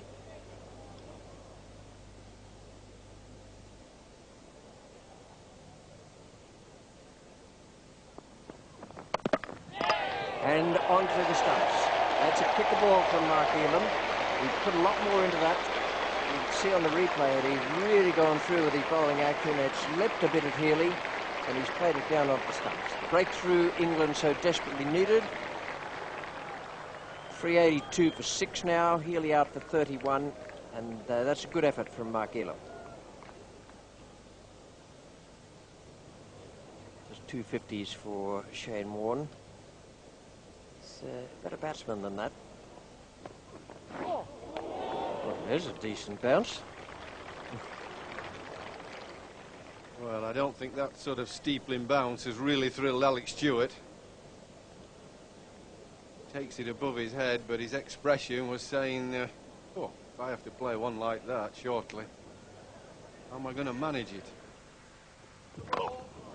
That's a no ball, but pretty well bowled from the actual delivery point of view.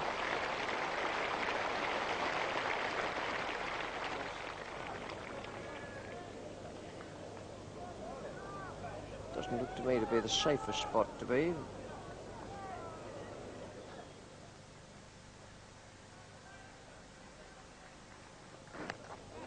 Yes, caught. Now Elam is having a very, very good morning out there. He's picked up the wickets of Healy and Warne. For the moment that didn't look as though it was going to carry all the way to the first slip, but Thorpe has passed it. Well, that was nicely caught by Graham Thorpe at first slip. It was quite simple chance, but this was just a nice little outswinger on a good length, and I reckon what did Shane Warne were all the balls before. Paul Rifle, the new batsman. Another Victorian coming out to join Elliott.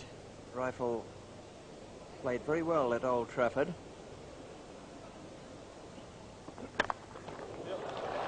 It's a cracking shot. It didn't get up as much as Elliott suspected it may do. But he still smashed it away in front of square leg.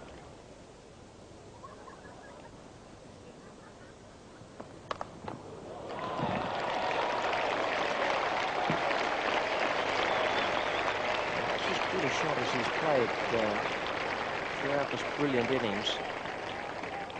Rolled his wrists on it, hit it down.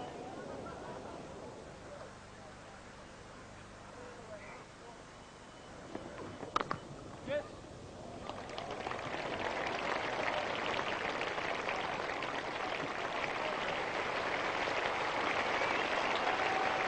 400 up for the Australians. It's good performance after they were 50 for 4.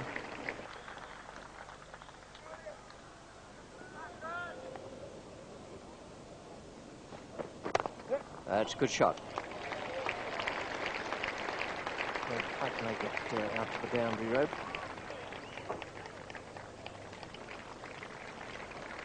Nicely fielded.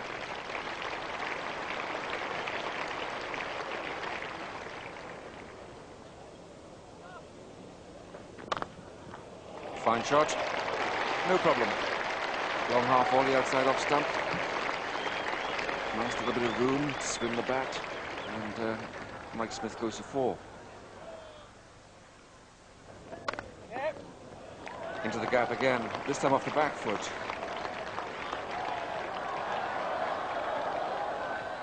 And that gets away for 4. Circus time again. It's Popeye, Yogi Bear.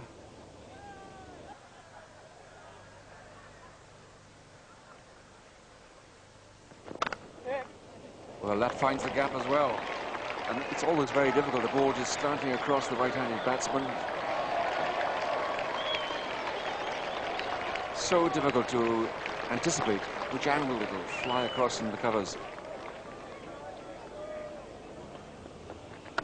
Slower ball, but beautifully stroked away, and Paul Rifle waited for that, steered it through extra cover, and it works its way down over these practice pitches here at Headingley. He's in scintillating form, Paul Rifle. Just 26 balls faced, 4 fours.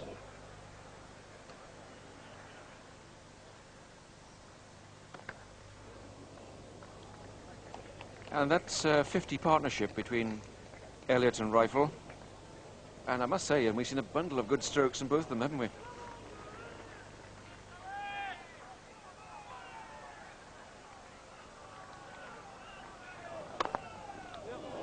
Great shot. Really has been in good form. And with the power and the placement, enough to beat Robert Croft out on that cover boundary.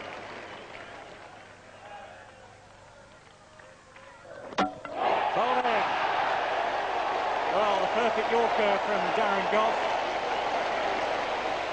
It's not easy to say, but quadruple Nelson has struck Matthew Elliott gone for 199. Well, it was a top-class innings, but I think he was just done by the swing, just at the last moment. Aaron Goss, lovely Yorker, but set off round about middle and leg to him and would have been looking to turn it maybe just on the onside a little bit, and then it just swung. Well, the third wicket of the morning goes. 444 now for 8. Jason Gillespie is there.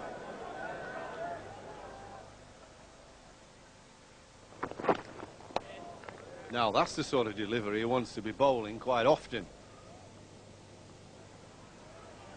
That was a cracker.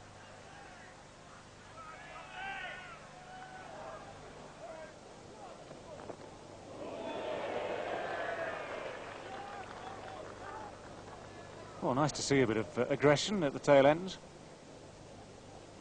All the swinging of this ball done after it had gone over the head of Paul Rifle. In fact, almost more problems with the keeper than the batsman.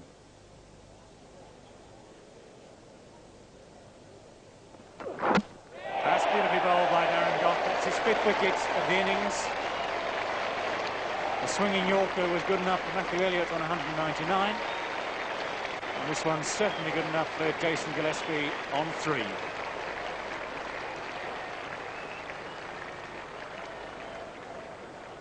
Australia 9 down. Glenn McGrath's out there.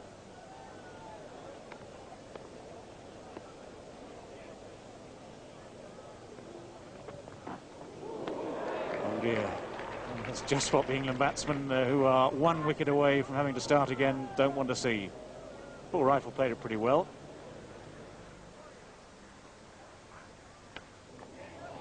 That's the way through the offside. Robert Croft is apparently after it. And this time 3 runs take Glenn McGrath away from the strike. He'll be happy enough with that. So will Australia. They now have a lead of 301. And couldn't be better placed. Catch that, that's wide of Granthorpe. 4 runs, it was just out of the reach of England's only slip fielder in position at this stage.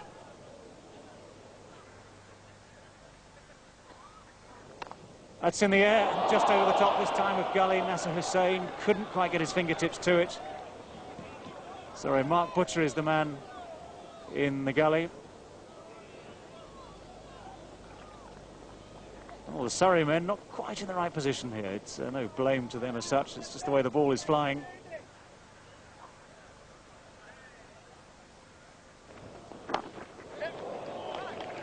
Rifle look for 2, Goff as the fieldsman.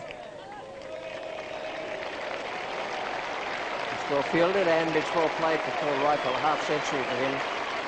Good knock.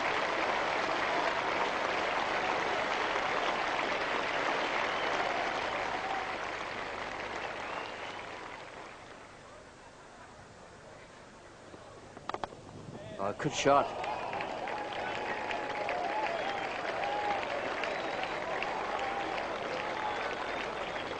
Well, Glenn McGrath was at the academy at the same time as Ricky Ponting. I think he might have learnt that one from Ricky.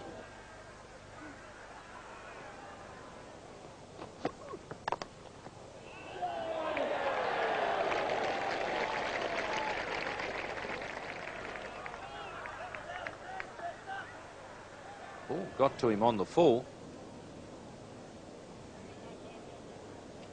Well, it looks as though it's just made it. It looked as though it more or less got through his hands as he was taking it and hit the ground. But also looks as though it might have damaged the finger a little.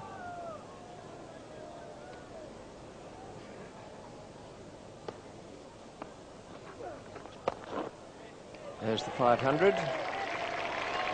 Brought up by Glenn McGrath.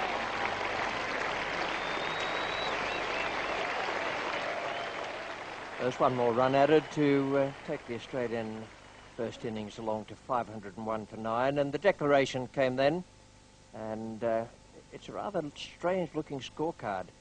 Elliott 199, Ponting 127, then a score of 31 for Healy, 54 not out for the latter order player Paul Rifle, and Glenn McGrath, who had only ever made one score of 20, in previous Test matches. Got another one today. 54 extras.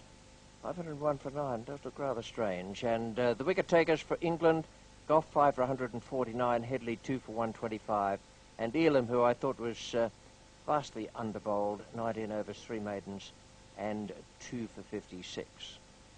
The state of the game at the end of the 2 innings: England 172, the Australians 501 for 9 declared, and Australia 329 runs ahead. Well, the opening batsmen for England in the second innings, Michael Atherton and Mark Butcher. We join it now with the second ball of the first over. Glenn McGrath is the bowler. Mark Butcher, the left-hander, is taking strike. So far, no runs on the board. That's a good start. I like that from Mark Butcher. It was up there. Played away confidently through the offside. And he's away with the boundary. Well, that was certainly there to be hit. A nice comfortable position.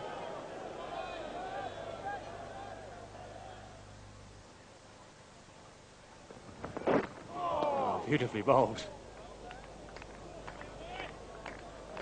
Australia with this huge lead. At this stage, wouldn't need to worry at all about the runs.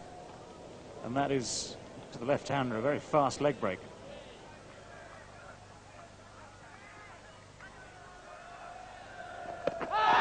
Not out. See, that was a real cracker. It kept low, nipped back sharply. Very few of these really good balls that have done something from the pitch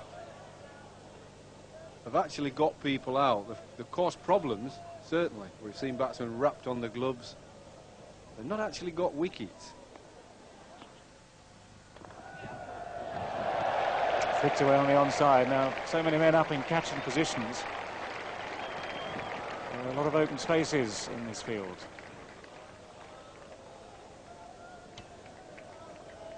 "11 without loss after 3 overs.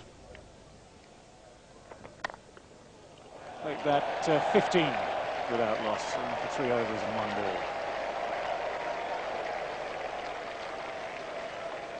Bit of width here, Paul Rifle giving Mark Butcher.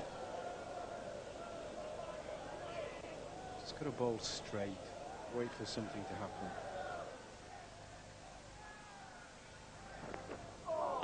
Play that if you can. Beautifully bowled, right line, committing the left-hander to play.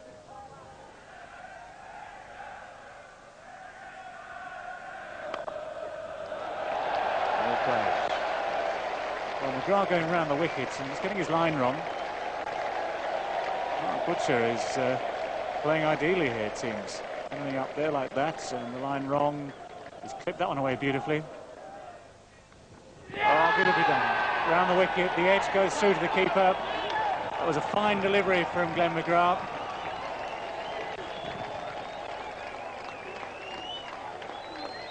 It's the first one he's actually got on the right line, outside off stump, and on the length.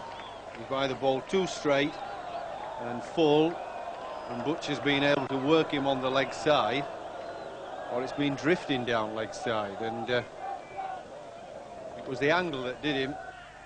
Australia have taken the first wicket in England's second innings. It's Mark Butcher who's out for 19, and he had looked good.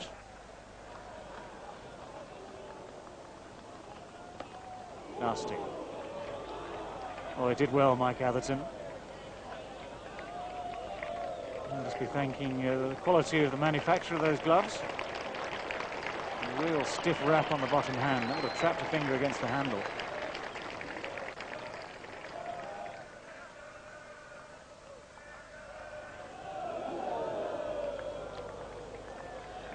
To the eye for a moment, though, it looked almost as though Alex Stewart had nicked that.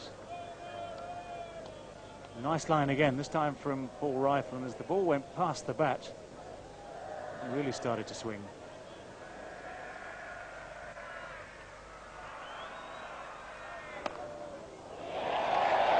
And it's steered away, nicely under control.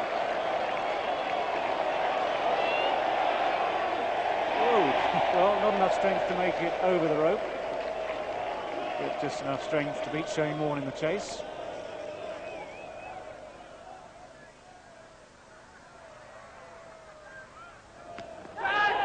straightforward catch. Glenn McGrath has his second wicket, and it's the important one of Michael Atherton. Now, he's really worked hard there, Glenn McGrath. He's got that ball short of a length again, and he's got it straight yet again. He's given Atherton nowhere to go. And that was off, shoulder to back glove. The England captain on his way back slowly for 2. England 28 for 2.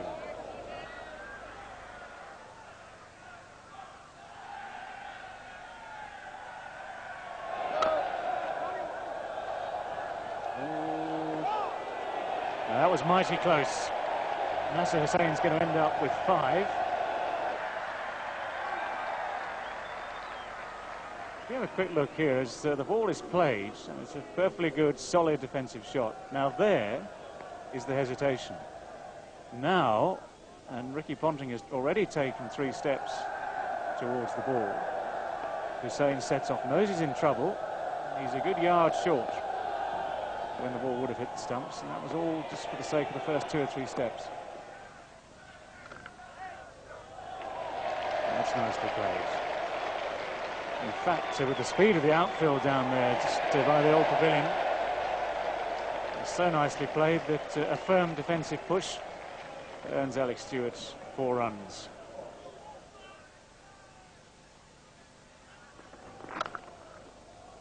Well, that's the very best you can see of Alex Stewart.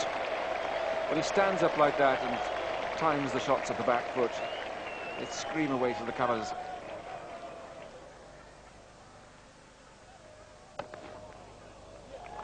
Thick outside edge, down to the boundary, 4 runs. McGrath had a word or 2 to say to the batsman, because I think he described him then as cranky. Oh, it was well bowled, and really sharp bounce there, just catching the batsman by surprise. That comes from McGrath's height.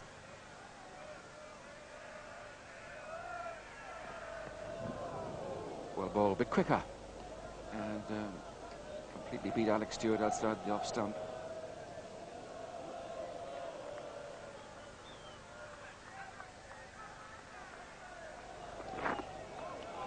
Oh, brilliant stop. Lots of difficult things for keepers to do on this pitch, because every now and again one just does something quite remarkable. That one seemed a mile. Oh, that seemed to be jammed up with bat and pad. And Alex Stewart shows his concern by going down the pitch.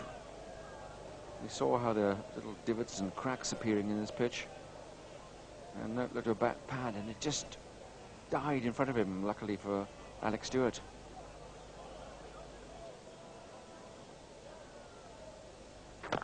Oh! Well, the rifle gets through with a ball that really kept low. And you have to say that there's a great deal of bad luck about Stewart's dismissal there. Really set his mind defending, got absolutely in line, wasn't trying a shot that wasn't on. But off came the bails, and Alex Stewart goes for 16. And we have a change of bowling. As Graham Thorpe comes in, Jason Gillespie comes into the attack. He runs there, but gets 3 for that.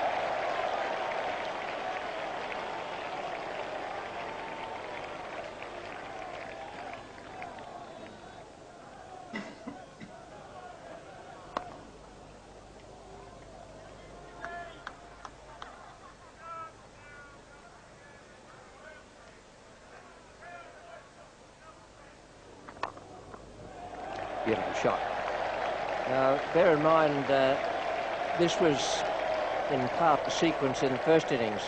Gillespie dropped a couple short at Graham Thorpe, and he played strokes of quality, just like that one, and then Gillespie got in the 3rd time.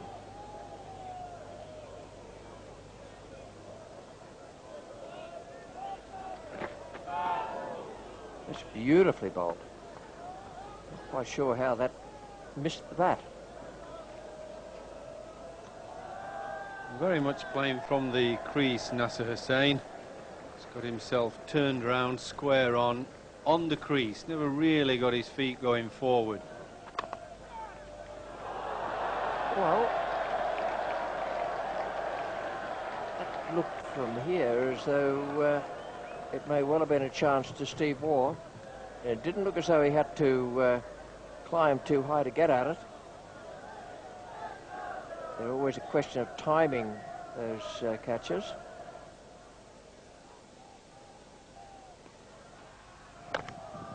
Good shot.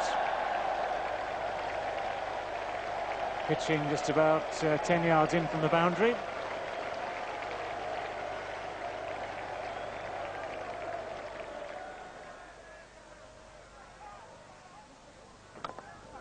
That's another good shot. There was a man there at shortly wicket, Matthew Elliott. Ball was placed between him and Greg Blewett at short leg.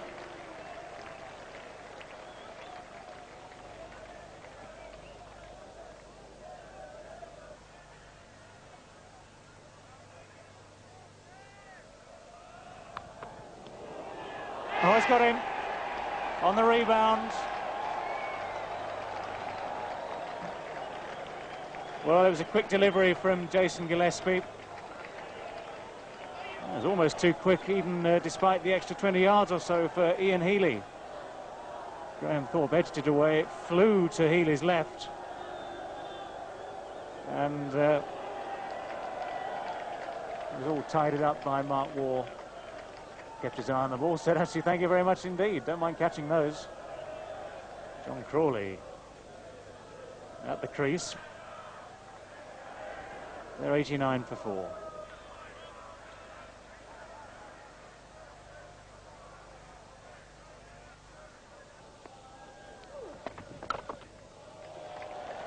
That's a very fine shot. Beautifully placed by Nasser Hussain.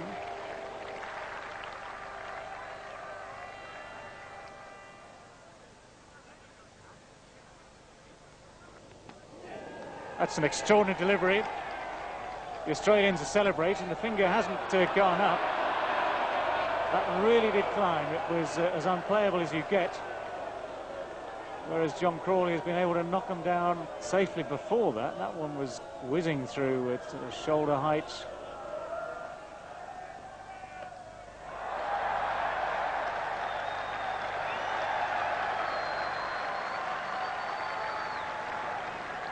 Four runs it was, evermore shall be so.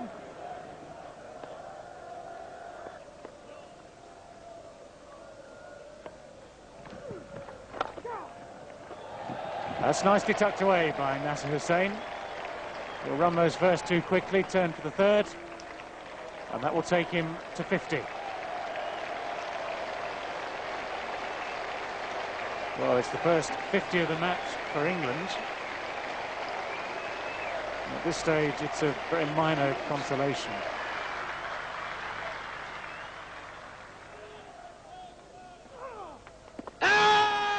Big shout there. More than a shout, really a demand there from Shane Warne. I think sometimes when Shane Warne delivers the overspinner, the one that goes straight on and hits the pad, starts to think he should get an LBW. One wasn't spinning a lot.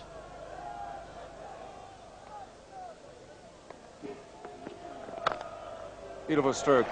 A slower ball. Well worth the try for McGrath because he's bowled solidly and well, but that was a beautiful cover drive from Nasser Hussain. Another cracking shot. It's interesting to see Glenn McGrath go round the wicket. 3 slips in a gully, that's fine, but he has to answer the problems too. Running in along a different line, at a different angle, 50 partnership between John Crawley and Nasser Hussain. In the gap. And that's all you have to do. Beautifully played. He stood up straight and met the ball with the meat of the bat. A little wristy follow through, nothing more than that.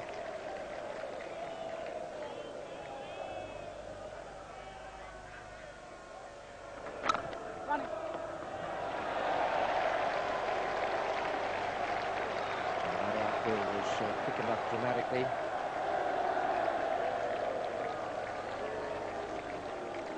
.150 up with that stroke.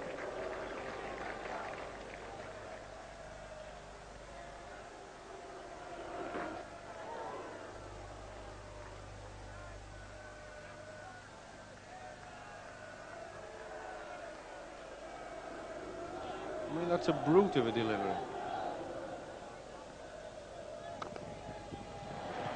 Wonderful stroke.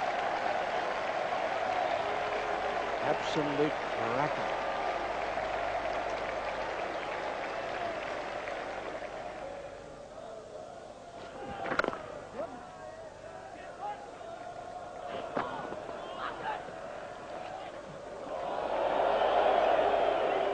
Ponting's fieldsman.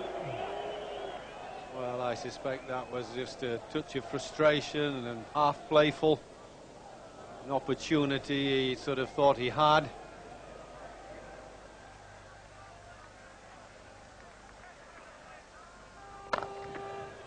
Good shot for 4.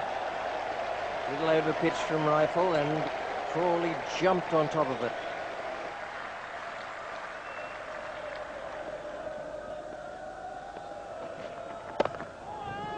That's well played.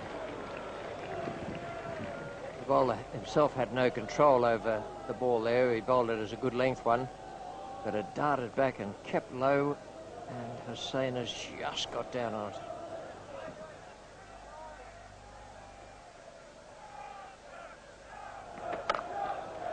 Beautifully hit.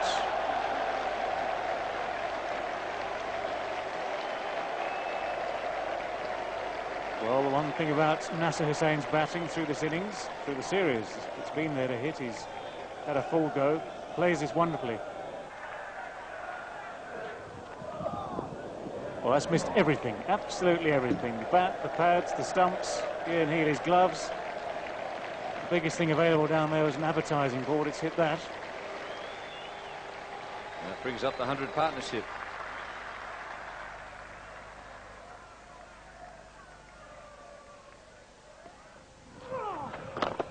Full toss and nicely put away. There's the pace taken off it there by Paul Rifle. Otherwise that was on its way to the boundary. Instead Hussain will have to settle for 3.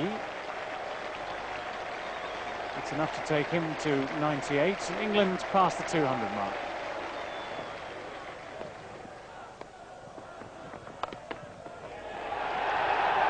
Well, he's got one. He's going to come back for the second. Well played indeed.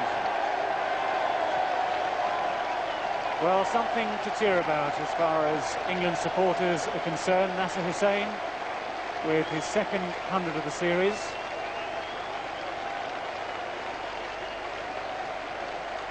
And a very fine effort that is, applauded by his now ex-Essex colleague, Graham Gooch.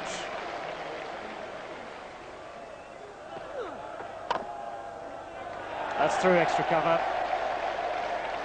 That's a nice way to finish off the Shane Warne over for John Crawley. 4 runs in that full toss. With 3 more runs added to take the overnight total along to 212 for 4. That's a splendid performance from those 2 players, Nasser Hussain and John Crawley. 101 not out and 48 not out respectively.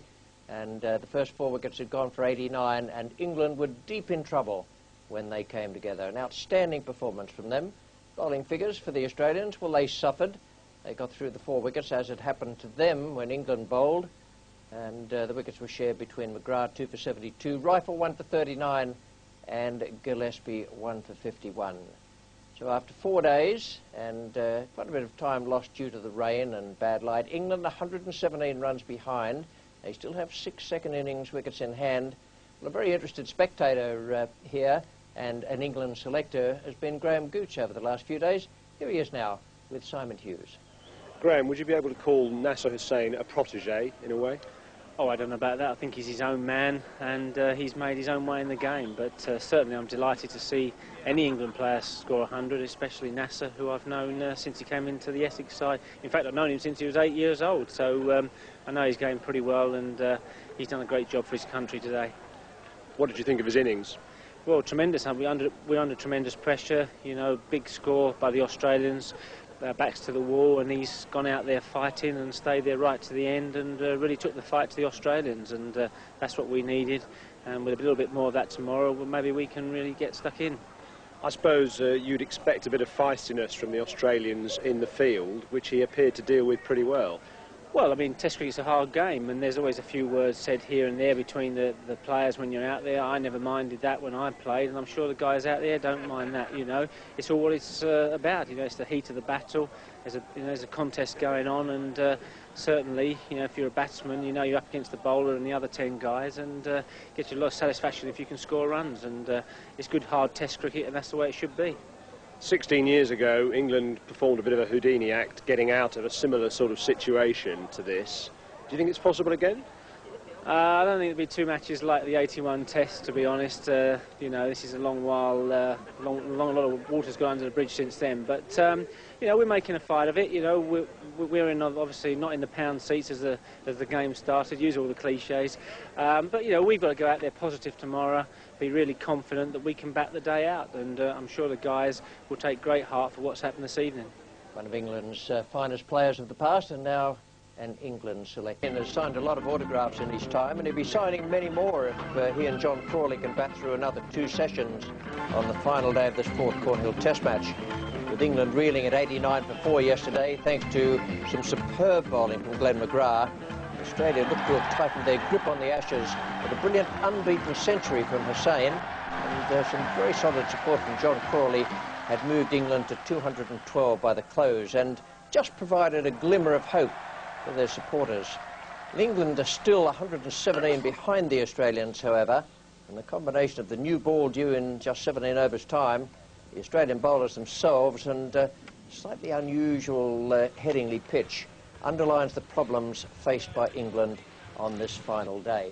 We welcome the highlights of this final day's play. England certainly have a lot to do, but we saw plenty of courage yesterday and a ton of skill from Hussain and Crawley.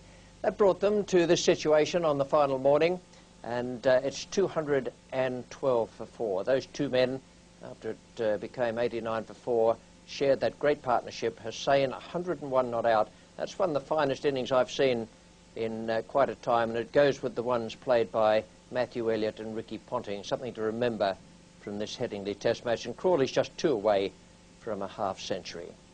The bowling figures for the Australians: McGrath 2 for 72. He was in top form. That looks expensive, 4 and over, but the Australians had plenty of runs to play with yesterday. Rifle 1 for 39, and Gillespie 1 for 51 from 13 overs and 3 maidens. So England 172, and that figure 212 for 4. The Australians 501 for 9 declared, and England 117 runs behind. Well, throughout yesterday, particularly when the ball was new and had a bit of shine about it, we saw some variable bounce out there to nonplus the batsmen. It was quite difficult for them. Here's Geoffrey Boycott now with his pitch report to preface the final morning. Yesterday, Michael Atherton got a brute of a ball from McGrath. It reared at him off the length, and quite frankly, when that happens, I don't know how you play that sort of delivery. It really was a killer delivery. It got up from just short of a length, and that's what's going to happen occasionally on this pitch. It's not going to get better. It's not going to change. The crazy paving is still here. You still got these areas where you can see the chippings are coming out at the edges of the crease. This morning it's a nice overcast day if you're a bowler. Good atmosphere for bowling seam up. The ball's a bit softer. That will help the England batsmen. But all in all, if the Australians don't get wickets, they've always got the ace up the sleeve. In about an hour and a half, they're going to get a new ball. And it's been the hard, new, shiny ball that's always done the damage. Tall, fast bowlers banging it in, getting more and more bounce, lethal deliveries, like Michael Atherton got, and then just occasionally one keeping low, which Alex Stewart got. So all in all, not an easy day for England.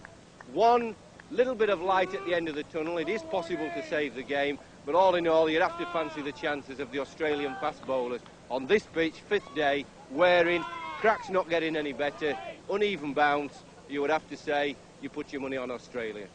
Well, it certainly sounds as though there'll be some problems there for the batsmen, particularly when that new and shiny second ball comes along with the Australian pace bowlers able to take full advantage of it. We're going to join play now in the first ball of the second over. McGrath as the bowler. and John Crawley is taking strike. So far, no runs have been added. We're going to ask the question. It's pretty straight. Cyril Mitchley, the umpire again. He's been involved in a lot of the crucial decisions in this game. Let's have a look at this. John Crawley might just been a bit of pad first. Very close together, the bat and pad, and that's a very good shout.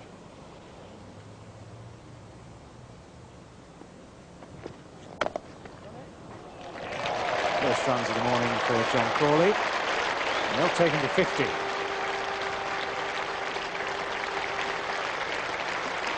And indeed passed the mark on to 51 not out. Well played indeed, John Crawley.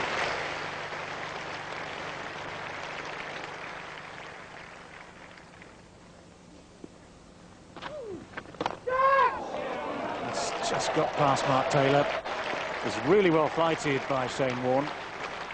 Was high in the air. And that did get just enough turn. Yes, that's why the leg spinner wants a little bit of bounce, because when he hits the edge, he wants the ball to carry. That one carried, but it was wide of Mark Taylor.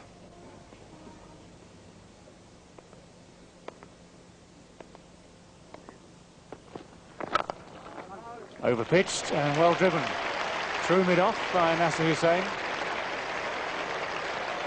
And with just enough timing in it to reach that boundary. Nasser Hussain's opening scoring shot of the morning.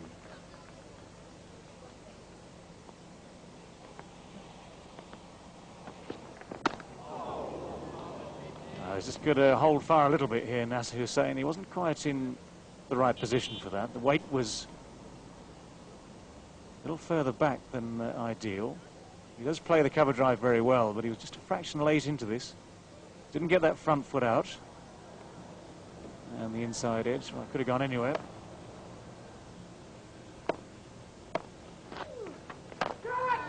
That's got him.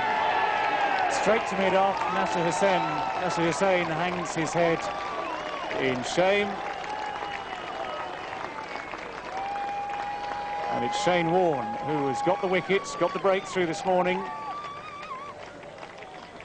Only after 15 minutes play. Nasser Hussain, who played so well yesterday, couldn't resist that one tossed up by Shane Warne. And he's been caught by Jason Gillespie at mid-off for 105. It was the over spinner, which means that it bounces a little more. And he's got the length absolutely right. Nasser Hussain now is gone. Mark Elam is at the crease. And however well John Crawley plays now, the Australians will feel that they've got to the top of the tail.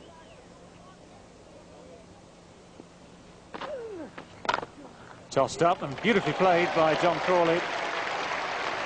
That was genuinely overpitched.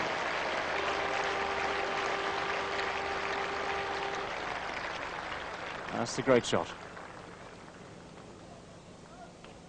Very well placed by John Crawley. Got into excellent position to just guide the ball away from Gillespie.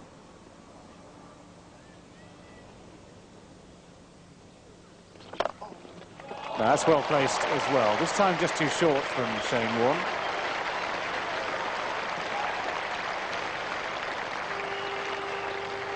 Much to his disappointment and chagrin, but John Crawley playing well this over. That's a good stroke. It's half stopped, but you always get runs when the fielder has to go to ground. Just took him some time to get upright again. But Mark Elam is now off the mark.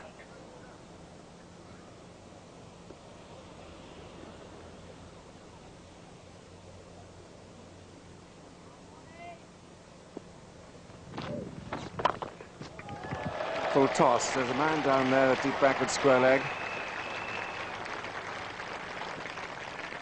Settle for two. It's always slightly disappointing not to put away a slow full toss for four, but settle for two. I've seen people a lot of people get out to full tosses.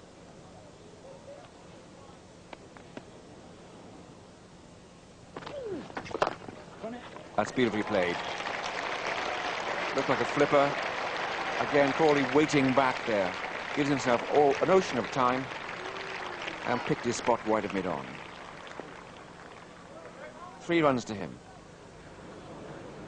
Received a letter this morning from one of our viewers saying that he finds that the sight of Mark Taylor chewing puts him off his cup of tea.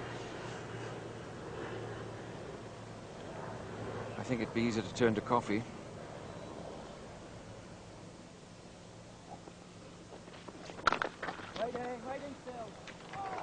They don't run to Ricky Ponting.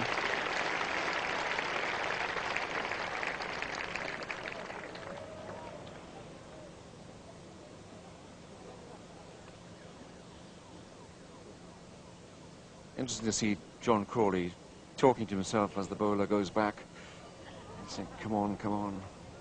Come on, TD! Well, you could see how difficult that was with the ball nearly 80 overs old. Got up into the chest and just managed to get it down quite nicely, but when you get the hard, shiny new ball, it doesn't have to zip through a bit quicker and a bit bouncier still, and then it gets about in your neck height, and then you do have a problem trying to duck it or weave it or play it down. Now this will produce a bit more bounce, some swing, although Gillespie's not a great swinger of the ball. But the most effective thing from the Australians' point of view will be that a harder ball will bounce just a little bit more.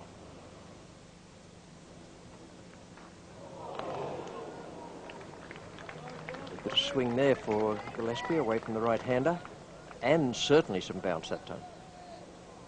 Yes, he swung it fairly consistently in this match, Jason Gillespie, which I think would encourage the Australians enormously, because he's a pretty lively pace.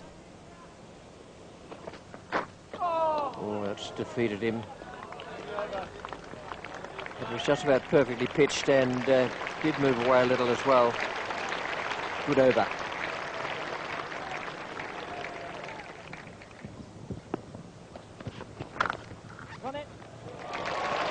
Straight away, it won't go for 4, they just get 2.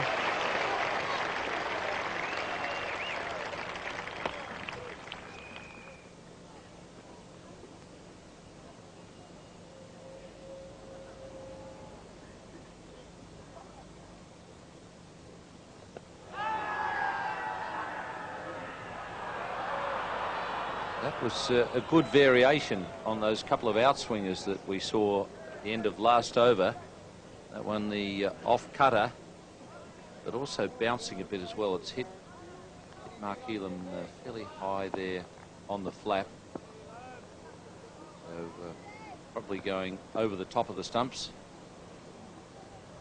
Broken Hill is way out west in New South Wales, just on the border of New South Wales and South Australia.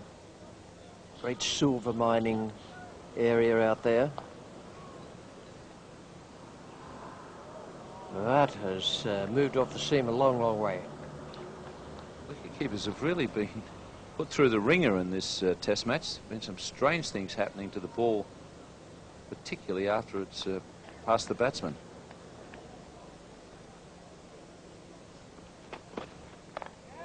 Oh, Mark Waugh. What a good catch. That was past him for all money. And he has snaffled it out of thin air. Absolutely brilliant.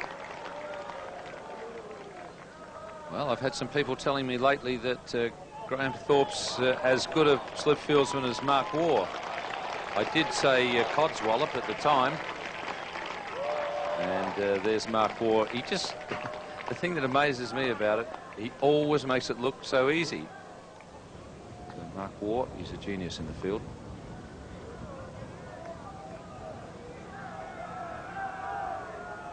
Dean Headley is the new batsman.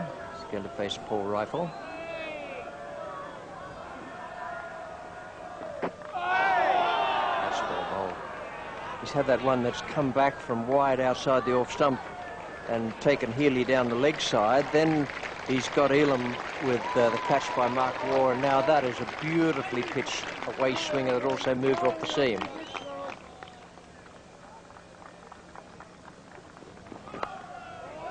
That's well short of Taylor. 253 for 6. Slightly slower delivery there from Jason Gillespie. That's one of the reasons it didn't carry.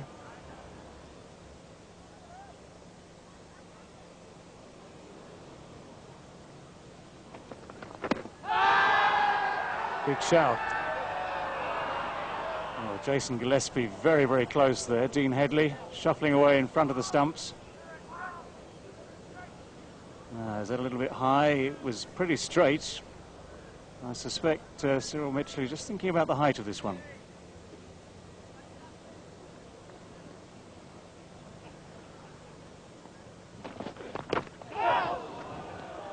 That's an extraordinary delivery again. We've seen all the way through this match the odd one has hit the crack and bounced. That's painful. It's only just short of a length, and it's really climbed. I know it looks as though Dean Headley was playing just a fraction low. Forget that bottom hand coming off. It's hit him on the top hand. Wonderful delivery from Paul Rifle. See, Crawley got stuck on the crease, thinking about playing forward, and didn't do it.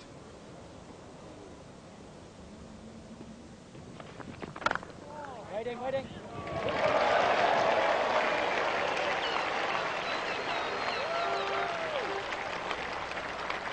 Those are the first 2 runs off the bat for over half an hour now. England's prime concern, of course, is somehow hanging on to these final 4 wickets.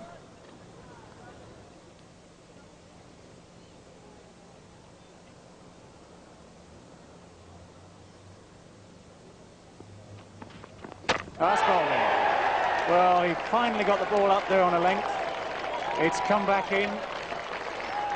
I suspect a little inside edge from John Crawley has helped that back onto the stumps. And after 264 minutes at the crease, his resistance is finally ended by Paul Rifle. Bowled for 72. England are 7 down. Well, it was a good innings, but it was finished off with a much fuller length delivery. Brought him onto that front foot a little bit late. As mentioned, he got himself set on the back foot most of the time. And when he got there late, and so there was still a gap between bat and pad. Robert Crofts is the new man on his way out to the crease. Paul Rifle has his 3rd wicket of the innings. Dean Headley facing Jason Gillespie.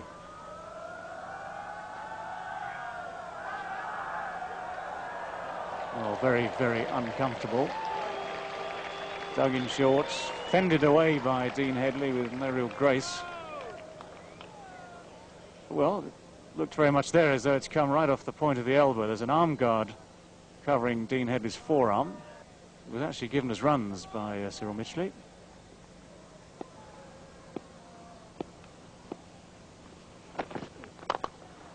Well, he's hit that very well. Timed it away through mid-wicket.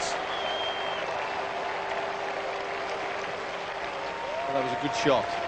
Looked as if Gillespie's trying to outfox him by pitching the ball up.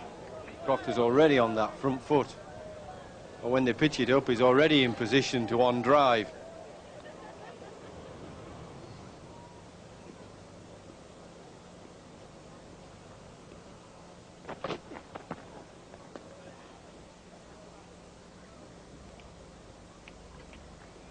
Two short ones to finish off. He didn't like that boundary to mid-wicket, Jason Gillespie. There's a lot of softening up going on here. Maybe the next one pitched up might just find the mark, pad or stumps.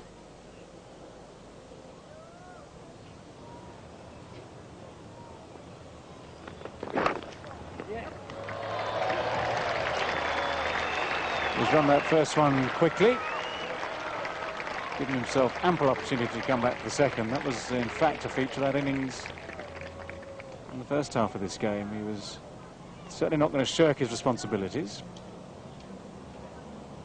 It'd be very handy if he could produce another career best here. 91 it is in first-class cricket. Well bowled Well, that's a good line to the tail ender. Good length too. Dean Headley really just stranded on the crease.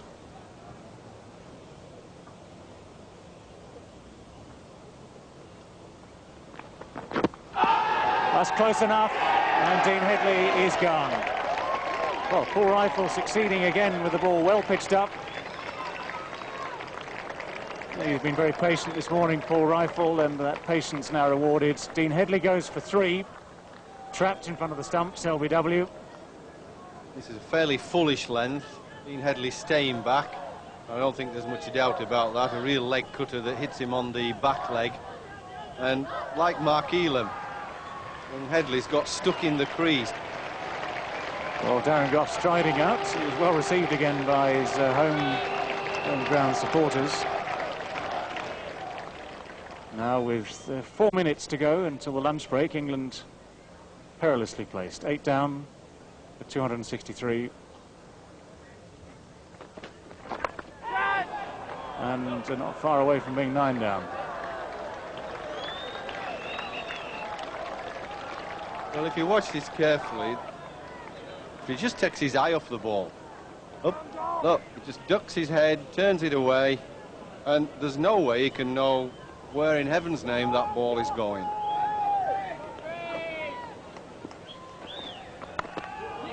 Thank you very much, Darren Gough. Offers Mark Waugh what for him is a very simple chance. Ian Chappell was applauding Mark Waugh early in the day for the quality of his slips fielding.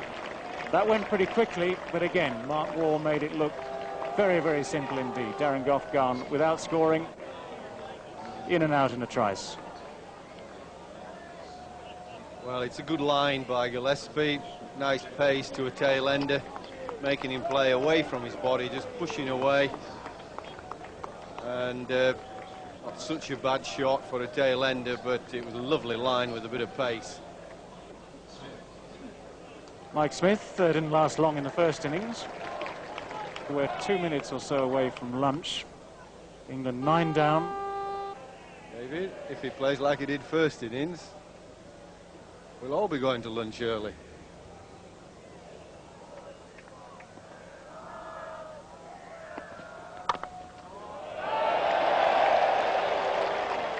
Well,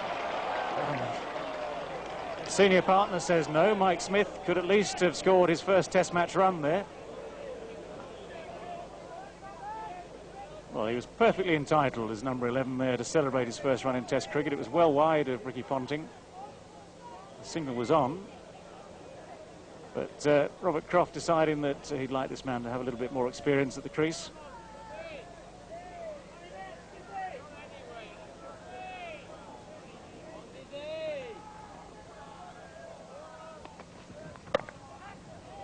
Scythed away. 4 runs to Mike Smith. And a triumphant note on which to finish the session in its own little way. But England will go into lunch 9 wickets down, 61 runs behind. Mark Taylor will be only marginally inconvenienced by the fact they're going to have to break for lunch now, because they've done everything but win this 4th Test match. First ball from Rifle after lunch. Robert Croft is the man, and it has lasted precisely 1 ball, which may be construed in some areas of sport as a waste of time having to come out again. Robert Croft has gone. Rifle has picked up another wicket. A proper reward for him. 5 wickets in the innings, and a half century for him as well with the bat. An excellent performance. Good performance by the Australians and their skipper Mark Taylor, who's led them to yet another victory. Yes, another victory for Mark Taylor and his team. In fact, Taylor has been captain of Australia in the last 6 series where they've had successive wins. 268 all out there for England with those 2 dominating scores. Nasser Hussain 105 and John Crawley 72. Nothing from the bottom part of the order once again, and that is a real problem for England. But everything was a problem for batsmen, other than a few of them in this particular game. The Australians, second innings bowling, McGrath 2 for 80, bowled very well, much better than those figures suggest. Rifle loves this ground, came over here and did well in 1993, 21.1 overs, 2 maidens and 5 for 49, moved the ball quite a bit in the air and off the seam, and so too Gillespie today, 2 for 65 to go with the 7 wickets he took in the first innings of the game. Now, this is what happened in the game. A lot of controversy at the start about the fact 2 pitches had been prepared and 1 then had been discarded. Well, Mark Taylor won the toss and decided to put England in, and at one point England were going pretty well. Then 172 all out, 501 for 9 for the Australians, with wonderful innings from Matthew Elliott, the left-hand opener, and Ricky Ponting brought back into the Australian side. Those 2 batsmen will do great things for Australia in years to come. 501 for 9 and 268 all out today for England. The Australians won by an innings in 61. They lead the series 2-1. And Ian Botham, who was the man of the match adjudicator, chose Jason Gillespie as his man of the game. And a very good choice it was too. Good cricketer, Jason Gillespie, and he's another who will be a stalwart for Australia in years to come. David Gower spoke with him, but that came after he had a word with the 2 captains. Thank you, Richie. Now, Mark, seems to be plenty to celebrate, judging by the champagne that's been floating over in the last 2 seconds. Yeah, it's obviously a big victory for us. It was a big test match and we played very well, so obviously we're very happy. It all seemed to go well really from the first day again. Not so much the first day. I thought England played quite well. Mike and Butcher got off to a good start. I was a bit hoping to get a few more wickets than 3 for 106 after the first day, but they dug in well. But the second day was a big day for us. Bowling them out for 170, and then at one stage being 4 for 50 and then 4 for 250 was obviously 2 great recoveries for us. As you say, a fantastic recovery, but also by the young brigade. A lot's been said about the senior players who've done so much over the last couple of years to achieve success for you. But this time it was Matthew Elliott and Ricky Ponting, 2 younger players, to start with the bat anyway. Yeah, I think so. It's been I've said for a number of years now that I don't believe we're a 2-man side. People say that we need Steve Waugh to make runs and Shane Warne to take wickets, but I think Steve Waugh made 4 and Shane Warne took 1 wicket from the game. We still won. Well, 1 over. That didn't give him much of a chance in the first innings, did it? No, I said I think it's a good sign that we can win when these players don't play well. It's obviously nice when you've got your star players in really good form and doing the business for you, but you know, we've got other good players there, and Ricky Ponting took a chance in this game and took it very well. Yeah, how does a player like that get left out in the first place? That's the question people are asking. Oh, we just keep them hungry, you see. No, well, obviously, we've got some good talent in our batting, there's no doubt about that. So guys are champion at the bit when they get a chance, and Ricky, as I said, took his chance, took it very well. Well, those 2 young men took the chance with the bat. Now, Jason Gillespie, what can you tell us about him? I'm sure he'll tell you all about himself in a minute. That's why I'm asking you. He's a fairly quiet lad, bowls very, very well. Obviously, as you've seen from this game, can bowl quite fast at times. When he gets it right, he's a tough customer. So I'll leave him to tell you more about himself, because he'll have plenty to say. I'm delighted to hear it. Now, this pitch caused an awful lot of talking before the game. What about it after the game? I think it played all right. I still don't think it was the flattest test match wicket I've seen, but it played all right. Did a bit, particularly with the new ball. Most of the time, I think you'll see that all the innings started off fairly cautiously, losing early wickets. Most of the runs were made in the middle order after the shine had gone off the ball and the uneven bouncing to go out of the wicket. So it was one of those wickets where you had to get wickets early, and then you had to be patient and grab your chances, and we did that. Certainly did. Now 2-1 up, 2 to go. You look handily placed to keep these Ashes. Yeah, we're in a good position. Obviously they're not home yet, but we're playing well, and that's the good thing. We go to Nottingham and full of confidence. OK, well done. Now, Michael, where do England go from here, apart from Trent Bridge? Well, we've got 2 test matches left, and we need to win them both to win the Ashes. But problems arise. I mean, not enough runs in the first innings. Pitch did plenty then. Too many runs for Australia in their first innings. What can you do about all that? Oh, it's a tale of missed opportunities, really. Missed chances in the field. As well as Australia played, you know, the door was half open for us at 50 for 4 in their first innings. And we weren't good enough to get through that door. What do you think actually was the crucial problem for you? Was it lack of first innings runs, or was it, as it turns out, the very crucial drop catch at 50 for 4? Oh, a bit of both. At one, losing three wickets on the first day wasn't too bad an effort, considering the movement in the pitch. And what I was hoping was that we could get a score that would be competitive in the first innings to give us the advantage of batting third and get Australia batting last in the game. But obviously, when we missed chances and Australia recovered to make a good first innings total, we were up against it. Now, with 2 games left, is it a bit early in the day to be asking as to whether or not there'll be changes in the side for the last 2? Well, that's the question, that the selectors will answer when they pick the team. But your feeling, are you happy with the 11 that's here? Can you get more out of them? Well, we need to certainly play better than we have done here and at Old Trafford. You know, it's about taking your opportunities. Against a good side, Australia a good side, you don't get that many opportunities, and when you get them, you have to take them. And in the last 2 games, we've not been good enough to take them. OK, we'll be watching with interest these last 2. Thanks, Michael. Jason, congratulations. Now, apparently you've not done too many of these interviews. Oh, I've done a few, I just don't do them very often, that's all. Now, what about this Headingley pitch? Mark Taylor saying that it wasn't as bad as people seem to think, but you must have enjoyed bowling on it. Yeah, I did. Down the slope always helps, and when the wicket's a bit green, especially early in the game, suits the seam bowlers, definitely. Did you find any problems? A lot of people come to Headingley and run down that slope for the first time and find themselves overstepping, find it hard to get rhythm. Did you enjoy it coming down from that end? It wasn't too bad. In the one day when we played earlier in the summer, I had a few problems with my run-up, just with the slope. It's just something I'm not used to, and I think a couple of the guys have experienced that as well. But it wasn't too bad. Once you get used to it, it's okay. You must be very proud of those figures. 7 for 37, the best ever by an Australian bowler here at Headingley. Yeah, very happy, yeah. They're a slightly unorthodox character, a couple of earrings, used to have a ponytail. The ponytail's off, are you reforming? Actually, I'm thinking of growing it back, but I'm not too sure yet. I just have to wait and see. What, to celebrate? Maybe, yeah. And what are you going to do to celebrate this win? Might just have a few drinks, yeah, in a very short space of time. Well, you've got all afternoon. I saw Warney spraying a bit of champagne around. Are you going to drink that, or stick to the beer? I think I'll drink anything this afternoon. Super, thanks very much indeed, and well done. No worries, David, thank you. David Gower there talking to Jason Gillespie, the player of the match. He doesn't have a great deal to say, but I promise you he's a very good and courageous and extremely modest young cricketer. After that, the media had the opportunity to talk to Michael Atherton. Well, Michael, how do you sum up what's happened over the last 5 days? A tale of missed opportunities for us. Australia 50 for 4 in their first innings, the door was ajar. Unfortunately, we weren't good enough to take the opportunity. Australia played much the better cricket over 5 days. A lot of nonsense talked about the pitch. The pitch was there for both teams to play on. Australia played the better cricket, and that's why they won the game. Was there one key incident, one key lost opportunity, that drop catch by Graham Thorpe? Well, there were many lost opportunities. In this game, the last game at Old Trafford, there's a case of missed opportunities for us. And against a good side, you don't get that many opportunities, and when you get them, you have to take them. And in the last 2 games, we've not been good enough to take them. Did you have hopes of saving the game realistically when you came to the ground this morning? Of course.